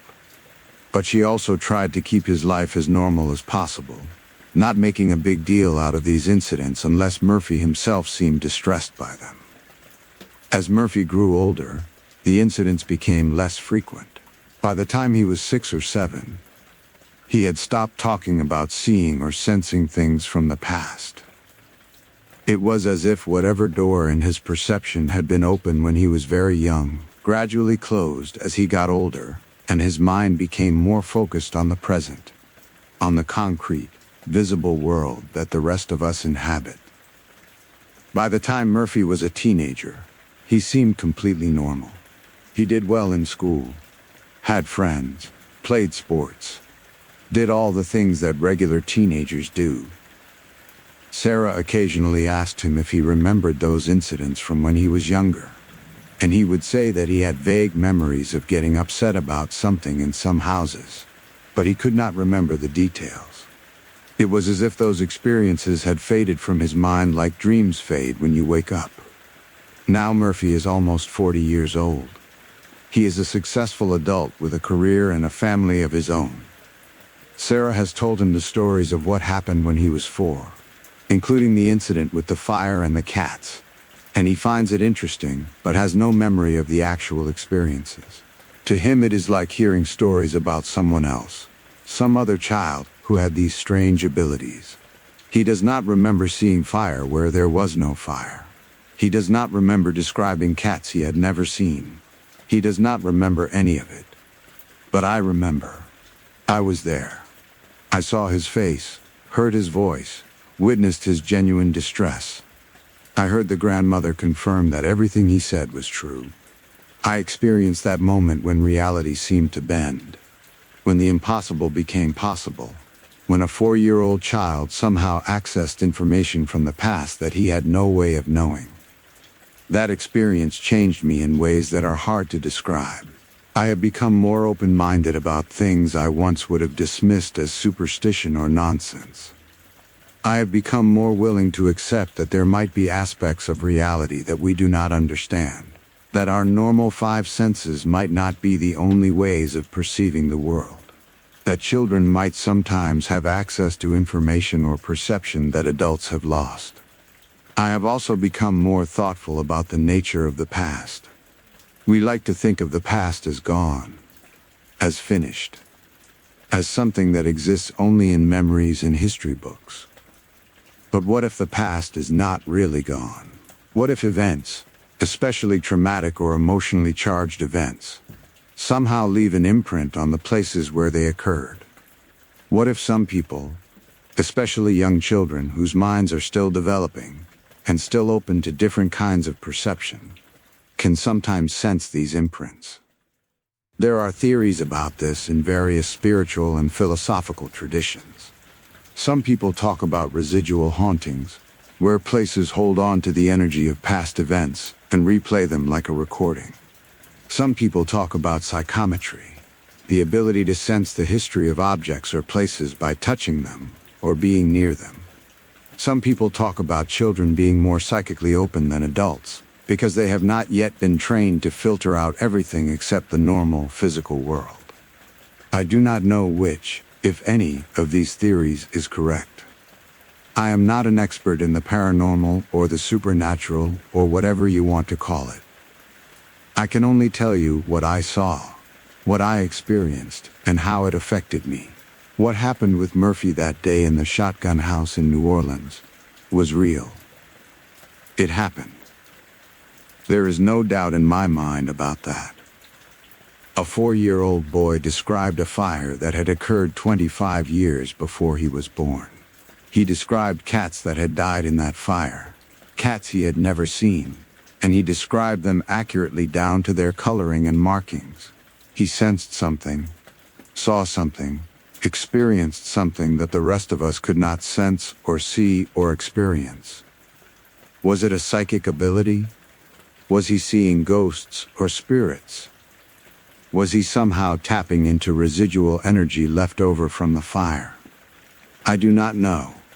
I do not have answers to these questions. All I know is that something extraordinary happened. Something that I cannot explain through normal, rational means. The grandmother was shaken by the experience too. Sarah talked to her a few times after that day, and the grandmother said that she had always felt something odd about the house, especially in certain rooms. She said she sometimes thought she smelled smoke, even though there was no smoke. And she sometimes felt a sadness in certain parts of the house that she could not explain.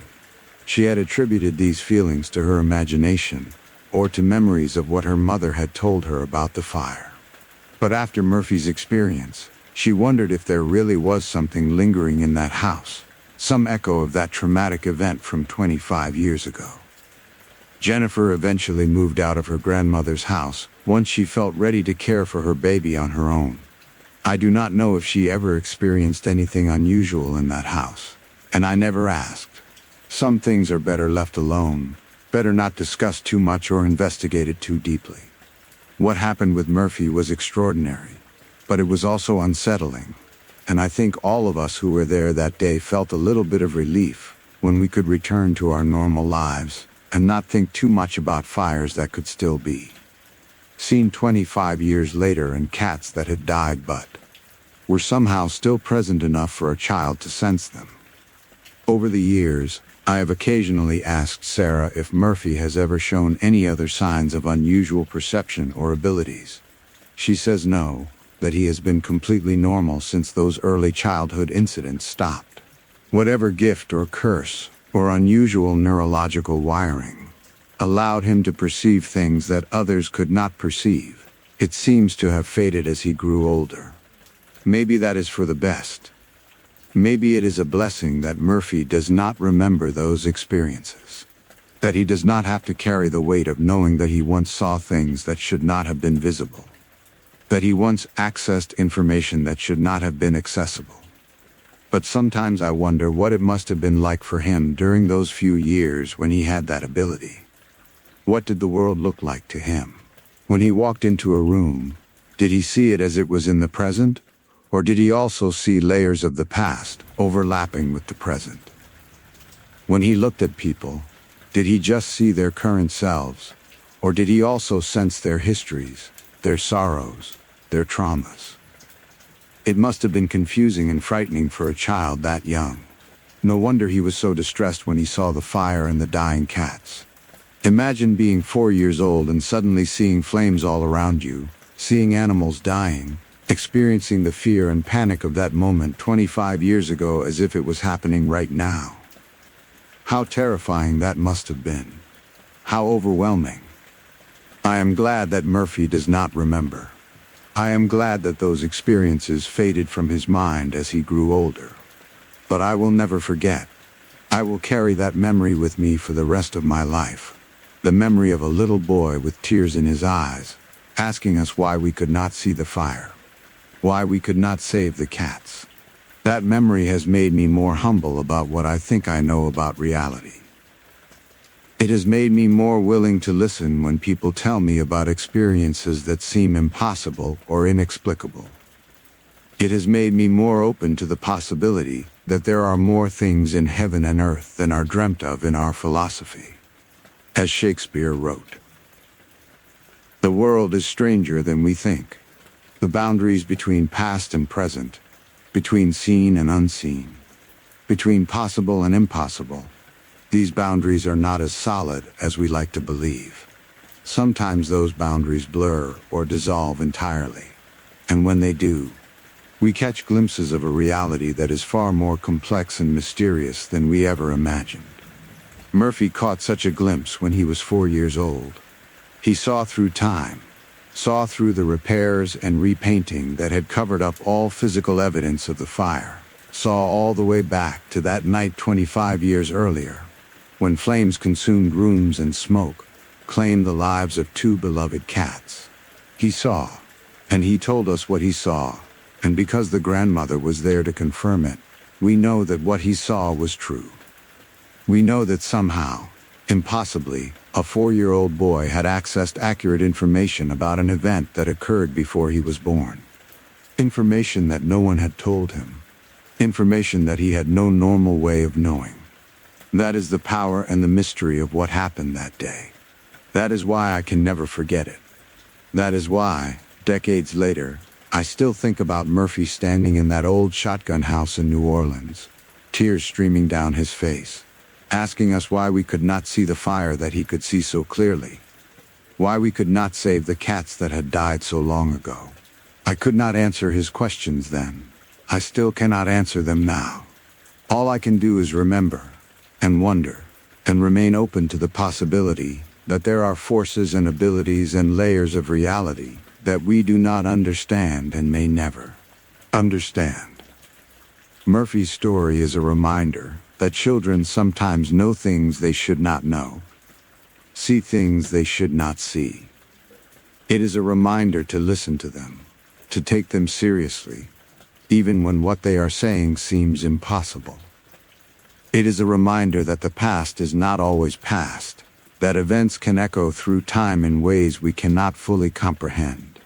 Most of all, it is a reminder that this world is full of mysteries, and no matter how much we learn, or how much we think we understand, there will always be experiences that defy our explanations. Events that challenge our assumptions. Moments when the impossible becomes possible right before our eyes. I saw such a moment. I was there. And I will never forget the boy who could see fire that wasn't there. Last story. The night 3 men came to our door. Some nights change everything. They split your life into before and after, into the person you were when the sun went down, and the person you became by the time it rose again. For me and my 3 friends, that night was February 19th, 2023.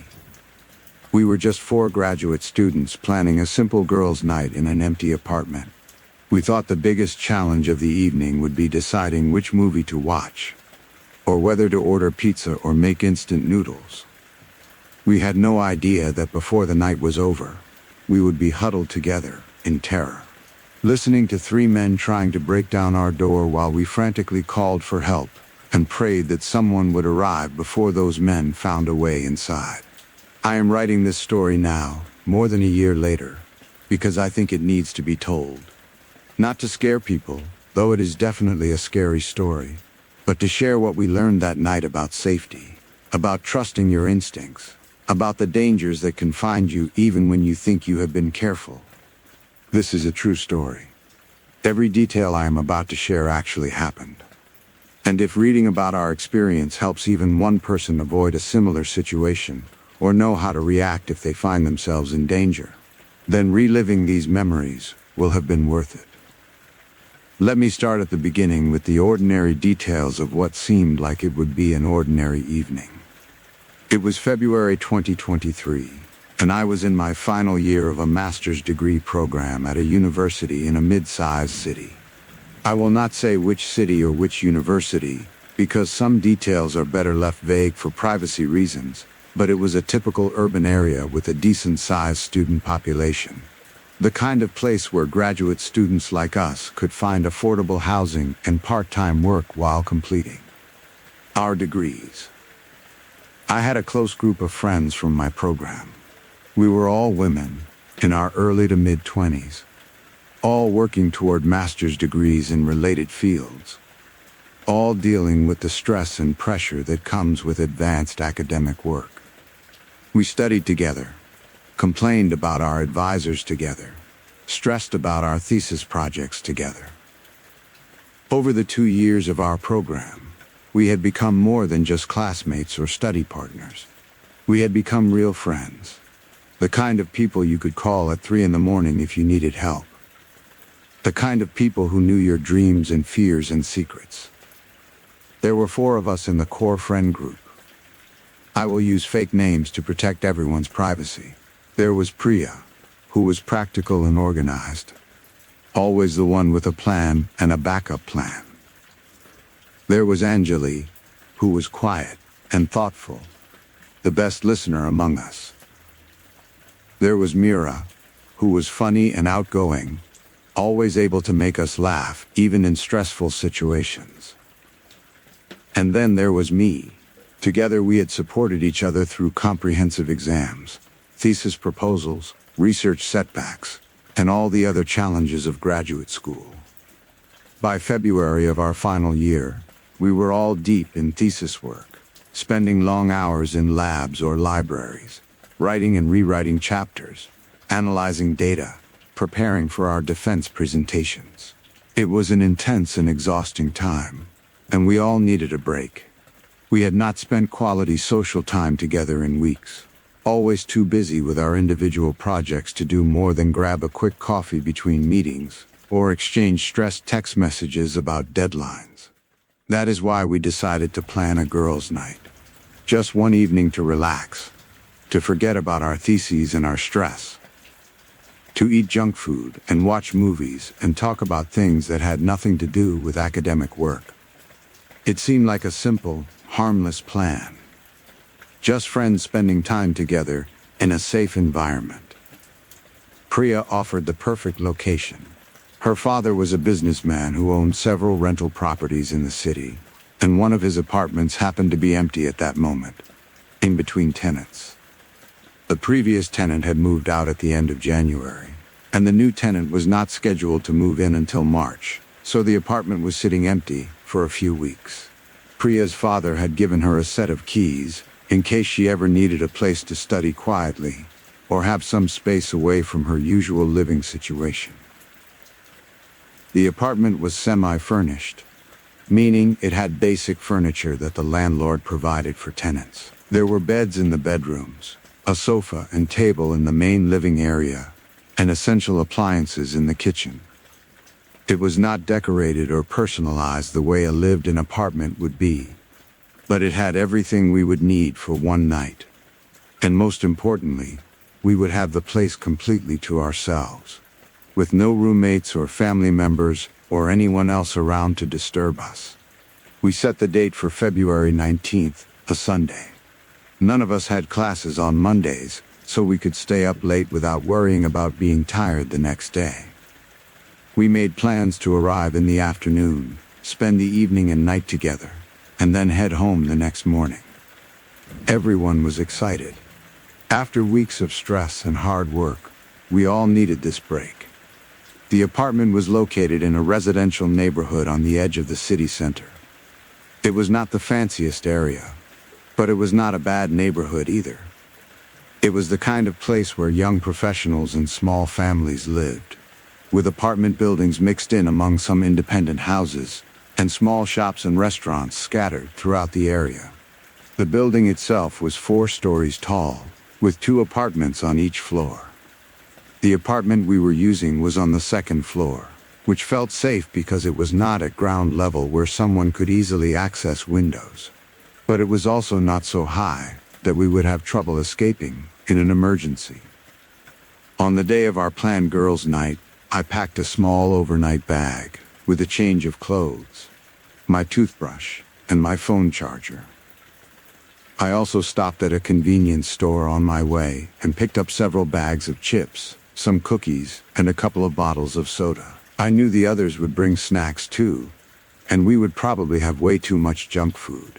But that was part of the fun of a girls' night. No healthy eating, no counting calories, just pure indulgence for one evening. I arrived at the apartment around 3:30 in the afternoon. Priya was already there, having arrived earlier to open up the apartment and make sure everything was in order. She let me in and we walked through the space together. It was a decent-sized apartment with a main living area that served as the hall or common room, 3 bedrooms arranged around the central space, and a small kitchen off to one side. There was also a bathroom, of course. The furniture was simple and functional but adequate for our purposes. The living room had a sofa and a couple of chairs arranged around a coffee table, with a television mounted on one wall. The bedrooms each had a bed, and two of them also had small wardrobes and desks. The kitchen had a refrigerator, a stove, and some cabinets. It was all very basic, but it was clean and comfortable. We would definitely be fine here for one night. Anjali arrived about 10 minutes after me, also carrying a bag with her overnight things and several packages of snacks. Mira showed up shortly after that, completing our group of 4. We all hugged and started unpacking our contributions to the evening's food supply, spreading everything out on the coffee table in the living room. We had enough chips and cookies and candy to feed an army. We laughed about how we had all apparently had the same idea about bringing way too many snacks. Someone turned on the television and started flipping through channels. Someone else connected their phone to a small portable speaker and started playing music. We settled into the apartment, claiming our spots on the sofa and chairs, starting to relax into the comfortable atmosphere of friends spending time together. The stress of thesis work and academic pressures started to fade into the background. This was exactly what we had needed. For the first couple of hours, we just talked and laughed, catching up on each other's lives beyond the surface-level conversations we had been having in recent weeks. We talked about our thesis projects and commiserated about difficult advisors. We talked about our plans for after graduation, about job applications and interviews and the uncertainty of the future. We talked about our families, about relationships and dating, and the complications of being in your 20s and trying to figure out your life. Around 5:30 in the evening, we realized that we were going to need more substantial food than just chips and cookies. Someone needed to actually cook something, or we needed to order food delivery, or we needed to go out and buy something we could easily prepare. We discussed our options. The apartment's kitchen was functional, but we had not brought any groceries to cook a real meal. We could order delivery, but that would be expensive and take a while. Or we could walk to the nearby food mart that we had noticed on our way to the apartment and pick up some instant noodles or sandwiches or other easy food items. We decided on the food mart option. It was only about a 10-minute walk away, the weather was nice, and it would be good to get some fresh air and movement after sitting around for a couple of hours. We grabbed our purses and our phones, and all 4 of us left the apartment together to walk to the store. The sun was starting to get lower in the sky, but it was still fully light outside, probably around 6 o'clock by the time we actually left the building. The streets were busy with normal early evening activity. People were walking dogs, children were playing in small courtyards in front of apartment buildings. Some shops were still open with customers going in and out. It felt completely safe and normal. We walked together, talking and laughing, enjoying the mild weather and the change of scenery. The food mart was one of those medium-sized stores that sell a bit of everything. Not as big as a full supermarket, but larger than a convenience store. They had fresh produce, packaged goods, household items, snacks, drinks, and a section with ready-made sandwiches and other prepared foods. It was busy when we arrived, with several other customers shopping for their evening meals or stocking up on supplies. We split up a little bit inside the store to cover more ground and find everything we needed. I went to the beverages section to look for juice and maybe some more soda. Priya headed toward the instant noodles and other easy-to-prepare foods. Anjali went to look at the packaged snacks to see if there was anything we had forgotten to bring. And Mira went to check out the section with ready-made sandwiches and salads. I was standing in front of the refrigerated drinks, trying to decide between orange juice and mixed fruit juice, when I heard a voice that sounded too loud and too insistent. I looked up and saw that a man was talking to Mira, who was standing a few aisles away from me. I could not hear exactly what he was saying, but I could see Mira's body language, and it was clear she was uncomfortable. She had taken a step back from the man, and her arms were crossed in front of her body in a defensive posture. I moved closer so I could hear what was going on, and as I got nearer, I could hear the man's words. He was giving Mira compliments that were too familiar, too personal, coming from a complete stranger. He was telling her she was beautiful, asking her where she was from, asking what she was studying, asking if she lived in this neighborhood. The questions were coming rapid fire, not really giving Mira a chance to answer or to politely end the conversation. The man himself looked to be in his late 20s or early 30s. He was average height, average build, wearing casual clothes that were unremarkable. There was nothing about his appearance that would stand out if you saw him on the street. But there was something about the way he was standing too close to Mira, the way he was looking at her with too much intensity, that immediately set off alarm bells in my mind. By this point, Priya and Anjali had also noticed what was happening and had come over to where Mira and I were standing. We instinctively moved closer to Mira, creating a protective circle around her, sending a non-verbal message to this stranger that Mira was not alone, and that we were aware of his behavior. The man seemed to notice us, but did not back off. Instead, he shifted his approach slightly, now addressing all of us, but still focusing most of his attention on Mira. He introduced himself, though I do not remember the name he gave, and I am not sure if it was even his real name. He said he came to this store often, that he lived nearby, that he was always looking to meet new people in the neighborhood.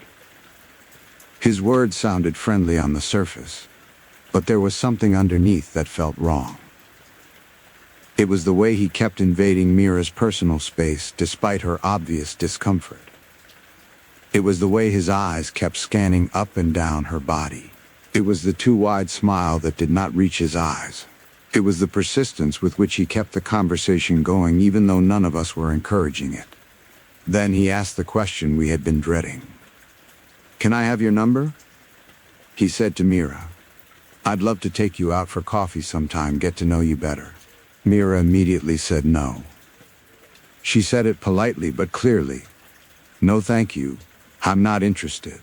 I don't give my number to people I don't know." But the man did not accept that answer. He kept pushing. "Come on, just your number. What's the harm in that? We could just text, see if we have things in common. You never know, we might really hit it off."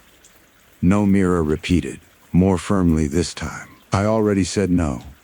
I'm not interested." The man's friendly mask started to slip. His smile became more forced, and there was an edge to his voice now. "Why not? I'm just trying to be nice. Are you saying I'm not good enough for you? Is that it?"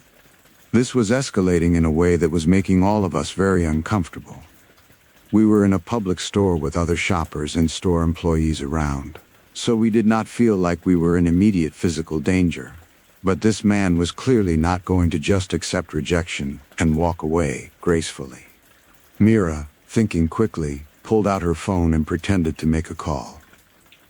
She held the phone up to her ear and spoke loudly enough that the man and anyone else nearby could hear her. "Hi, Dad. Yeah, we're at the food mart near the apartment. Can you come pick us up? There's someone here bothering us and we want to leave." "Okay, thanks. We'll wait for you outside." She was not really calling her father. She was not even actually making a call. But she made it look and sound convincing, hoping that the threat of an angry father showing up would make this guy back off and leave us alone. For a moment, it seemed to work. The man looked uncertain. He glanced toward the store entrance as if expecting to see someone coming. "Your dad's coming?" he asked. "Yes," Mira said firmly. "He'll be here any minute. So you should leave now." The man muttered something under his breath that sounded like it was probably an insult, though we could not quite make out the words. Then he turned and walked away, heading toward the front of the store and out the exit. We all let out a collective breath of relief. We quickly grabbed the items we needed, paid for them as fast as we could, and left the store. Outside, We looked around carefully, scanning the area to make sure the man was not waiting for us or watching us from somewhere nearby. We did not see him anywhere. The street looked normal, with regular evening activity and no sign of anything threatening. We walked back to the apartment at a brisk pace, staying close together and constantly looking over our shoulders.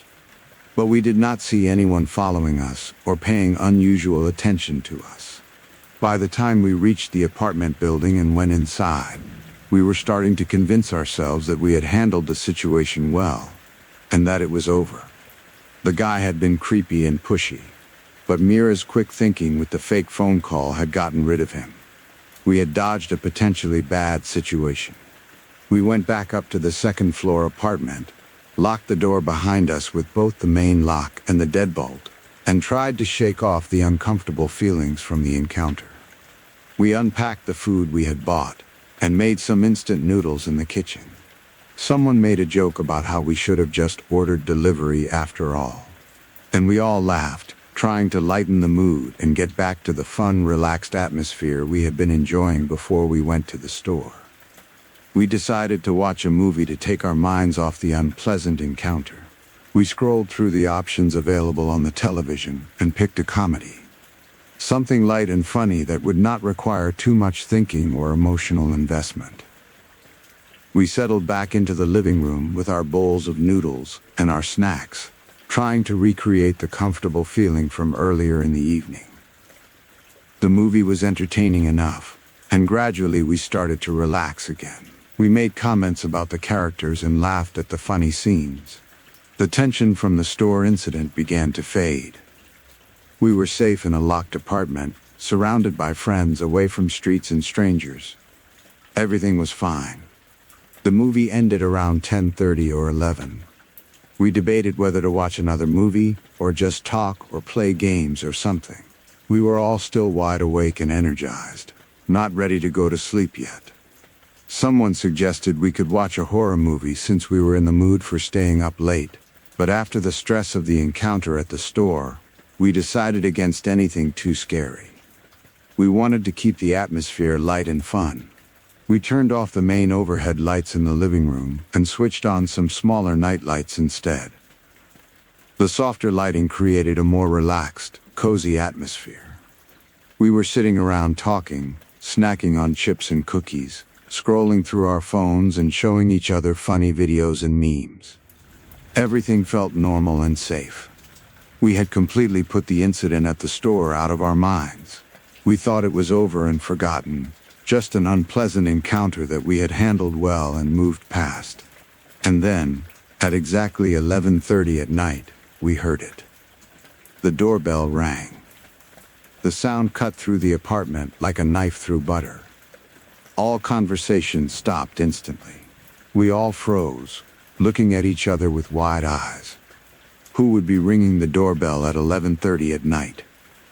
None of us had invited anyone or told anyone where we were. Priya's father knew she had the keys to this apartment, but he would never show up unannounced at this hour without calling first. We sat in complete silence, not moving, barely breathing. Maybe it was a mistake. Maybe someone had pressed the wrong doorbell button. Maybe they would realize their error and go away. But then the doorbell rang again. Not just a quick press, but a long, sustained ring. The kind where someone holds their finger on the button for several seconds. And then we heard knocking. 3 loud, deliberate knocks. Bang. Bang. The layout of the apartment was simple. The living room where we were sitting was in the center, with the 3 bedrooms and the kitchen arranged around it. The front door opened directly into this central living area. With only the dim night lights on, most of the apartment was in shadow. We could see the outline of the door, but we could not see through it to know who or what was on the other side. We continued to sit frozen, staring at the door. Should we answer it? Should we look through the peephole? Should we just ignore it and hope whoever it was would go away? Then the doorbell rang again, followed by more knocking. But this time the knocking was louder. more aggressive. Bang, bang, bang. It was not the polite knock of a neighbor asking to borrow something or a delivery person trying to drop off a package. This was the knock of someone who was angry, someone who was demanding entry, someone who was not going to politely go away if we ignored them. We looked at each other with growing fear. We needed to know who was out there.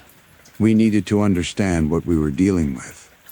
But we were also terrified of what we might see if we looked. Priya, being the bravest or perhaps just the most practical, slowly stood up and crept toward the door. She moved quietly, trying not to make any noise that would let whoever was outside know that someone was approaching. She got close to the door and carefully, very carefully, leaned forward to look through the peephole. What she saw made her gasp and jump back from the door. Her face had gone completely pale, and her hands were shaking. "There are 3 of them," she whispered. 3 men. And one of them is the guy from the store. The word sent a wave of pure terror through all of us. The man from the store. The one who had been harassing Mira. The one we thought we had left behind hours ago. He had somehow found us. He had somehow figured out where we were staying. And he had not come alone. He had brought 2 other men with him. The knocking started again, even louder now, more insistent. The doorbell rang continuously, creating a harsh buzzing sound that seemed to vibrate through the entire apartment. And then we heard voices. Male voices, speaking loudly enough that we could hear them through the door. "We know you're in there. Open the door. Come on, don't be unfriendly. We just want to talk. Your lights are on. We can see you're home. Just open up." We huddled together in the living room, as far from the door as we could get, while still being in the central area of the apartment. Mira was crying silently, tears streaming down her face. Anjali had her arm around Mira, trying to comfort her while looking equally terrified herself. Priya was still standing near the door, frozen in shock. And I was frantically trying to think of what we should do. The banging on the door continued. It was getting more violent now, as if the men were hitting the door with their fists or maybe even kicking it. The door was solid and the locks were good, but how long would they hold if these men were really trying to force their way in? "We need to call someone," Anjali whispered urgently. "The police. Our parents. Someone." We all pulled out our phones with shaking hands. I dialed the emergency police number while Priya called her father, and Anjali called her parents. Mira was too upset to make coherent calls, so she just held her phone and tried to stop crying long enough to breathe. I got through to a police operator and tried to explain our situation as clearly as I could despite the terror making my voice shake. "There are 3 men trying to break into our apartment. They followed one of my friends from a store earlier tonight. They're banging on the door and trying to get in. We're 4 women alone, and we're scared. Please send someone quickly." The operator asked for the address and told me to stay on the line. She said police were being dispatched and should arrive within minutes. She told us to stay away from the door and windows, to barricade ourselves in a room if possible, and not to open the door for anyone except uniformed police officers who identified themselves. While I was on the phone with police, Priya was talking to her father, crying and trying to explain what was happening. Her father was telling her he was getting in his car right now and would be there as fast as possible. Anjali's parents were saying the same thing. The banging on the door continued. The men outside were getting more aggressive, more angry. They were shouting now, their voices loud and threatening. "Open this door right now. You think you can ignore us? You think you're too good for us? We're not leaving until you open up." And then we heard something that made our blood run cold. One of the voices said, "Maybe we should just break it down. The lock doesn't look that strong." Oh God. They were actually considering breaking down the door. This was not just intimidation or harassment. These men were actually trying to get into the apartment with us. What would they do if they succeeded? The possibilities were too terrible to think about. But then something unexpected happened. We heard another voice, a female voice, coming from somewhere else in the building. One of the neighbors on our floor must have woken up because of all the noise and had come out to see what was going on. What is going on out here? It's almost midnight. What do you think you're doing, making all this noise? The banging stopped. The men's voices became quieter, though we could still hear them talking. We're just trying to reach our friends in this apartment. They're not answering the door. At this hour, making all this noise? I don't believe you. I'm calling the police right now if you don't leave immediately. We're leaving. No need to call anyone. I'm serious. Get out of this building right now or I'm calling the cops. We heard footsteps, the sound of people moving toward the stairway. The voices faded. Then we heard the sound of the building's main entrance door opening and closing. Were they really leaving? Or was this a trick? We stayed huddled together in the living room, not daring to move or make a sound. The operator was still on the phone with me, and I told her what we had just heard, that a neighbor had confronted the men and they seemed to have left the building. She said the police were almost there, and would check the area to make sure the men were really gone. A few minutes later, though it felt like hours, we heard sirens approaching. Then we heard heavy footsteps in the hallway outside our apartment. Then a firm knock on the door, very different from the aggressive banging we had heard earlier. Police, please open the door. We crept toward the door and looked through the peephole. There were 2 uniformed police officers standing outside. We unlocked the deadbolt and the main lock with trembling hands and opened the door. The sight of those police officers was the most beautiful thing I had ever seen. They represented safety, authority, protection. We immediately started talking all at once, trying to explain what had happened, our words tumbling over each other in our rush to tell them everything. The officers were patient and professional. They asked us to slow down and tell them the story from the beginning. We took turns explaining, starting with the encounter at the food mart earlier in the evening, then Mira's fake phone call to scare the man away, then our return to the apartment, and finally the 3 men showing up at our door hours later and trying to force their way in. One of the officers went out into the hallway to talk to the neighbor who had confronted the men. She confirmed our story and provided descriptions of the 3 men she had seen. The other officer stayed with us, taking notes and asking questions. Meanwhile, Priya's father arrived, followed shortly by Anjali's parents. They rushed into the apartment and immediately checked that we were all okay, hugging us and looking us over for any signs of harm. Priya's father was furious, both at the men who had threatened us, and at himself for allowing us to use the apartment without thinking about security issues. The police officers finished taking our statements and the neighbor's statement. They said they would patrol the area and look for the 3 men based on the descriptions we had provided. But they warned us that unless they caught the men in the act, or could identify them from security camera footage, it would be difficult to make arrests based only on descriptions and accusations. They also told us that we absolutely should not stay in the apartment that night. If these men had somehow tracked us to this specific apartment, they might come back later. We needed to go somewhere else, somewhere these men could not find us. We did not need to be told twice.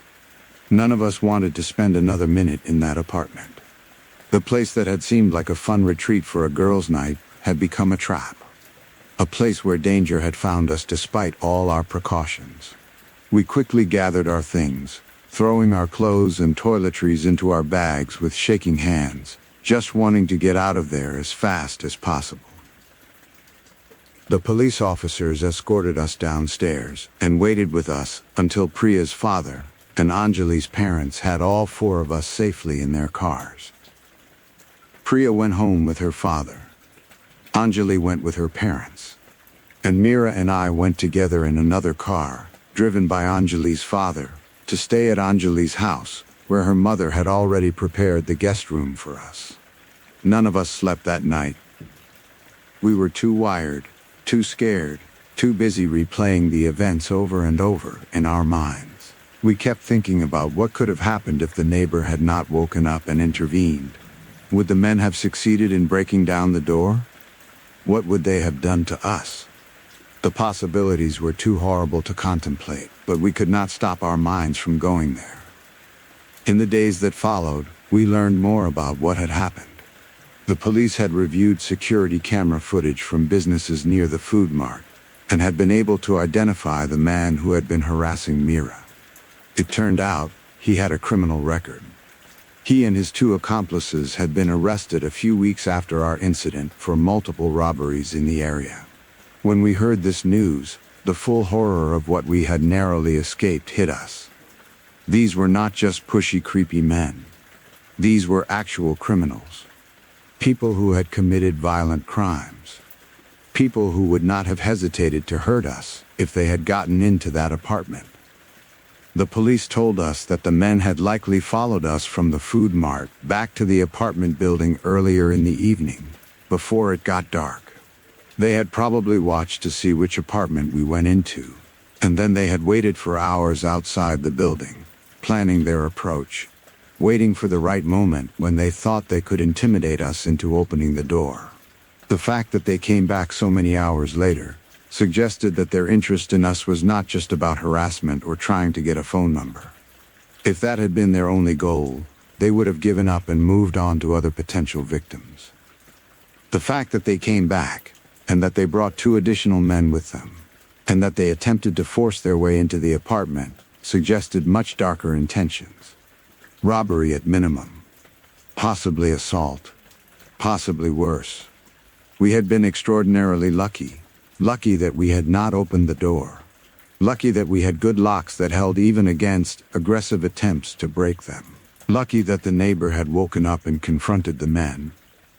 Lucky that the police had arrived quickly.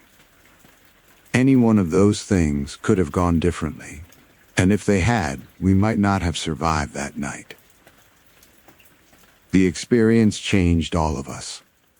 We became more cautious, more aware of our surroundings, more careful about where we went and who we interacted with. We also became advocates for women's safety, sharing our story with other students and encouraging them to trust their instincts and be prepared for danger even in seemingly safe situations. We reported the incident to our university, and they sent out safety alerts and arranged for additional security patrols around student housing areas. They also offered us counseling services to help us process the trauma of what we had experienced, and all 4 of us took advantage of that support. Mira had the hardest time recovering emotionally. She felt guilty, even though the whole thing was absolutely not her fault. She felt like she had somehow brought danger to the rest of us by being the one the man fixated on at the store. We spent a lot of time reassuring her that she had done nothing wrong, that the blame lay entirely with the men who had harassed and threatened us. But guilt does not always respond to logic. Looking back now, I can see that we did several things right that night, and also some things that we could have done better. We did right by staying together as a group, by not opening the door to the men, by calling the police immediately, and by leaving the apartment once it was safe to do so.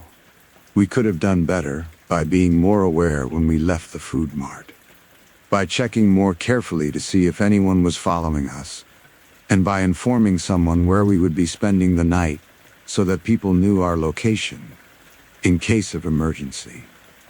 But the biggest lesson we learned was not about tactics or safety strategies. The biggest lesson was about the reality of being a woman in a world where some men view women as targets rather than as human beings. We learned that danger can come from seemingly normal encounters, that a simple rejection can escalate into a life-threatening situation, and that the world is not as safe as we would like to believe it is. When people ask me now about the scariest knock I have ever heard at a door, this is the story I tell.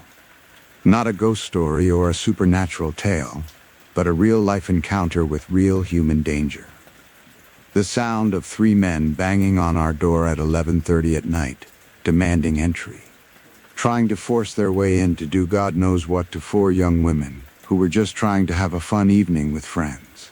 That night, February 19th, 2023, was supposed to be a simple girls' night. Instead, it became one of the most terrifying experiences of our lives. The knock at the door at 11:30 p.m., followed by aggressive banging and shouting, followed by hours of fear and uncertainty, marked all of us in ways that are hard to fully express. This story is a reminder that safety is precious and fragile. It is a reminder that women face dangers that men often do not fully understand or appreciate. It is a reminder that we need to look out for each other, to speak up when we see someone being harassed or threatened, to take women's fears and concerns seriously rather than dismissing them as overreaction. The neighbor who confronted those men outside our door probably saved our lives. If she had rolled over and gone back to sleep, if she had decided it was not her business, if she had been too scared to get involved, those men might have succeeded in breaking into our apartment. We owe her a debt we can never repay. So if you are ever in a situation where you hear or see something that concerns you, please do not just ignore it. Please speak up. Please intervene if it is safe to do so. Please call the police if necessary. You might be saving someone's life. And if you are a woman reading this, please take your safety seriously. Trust your instincts when someone makes you uncomfortable. Do not worry about being rude or hurting someone's feelings. Stay with friends when possible. Let people know where you are. Keep your phone charged and accessible. Lock your doors.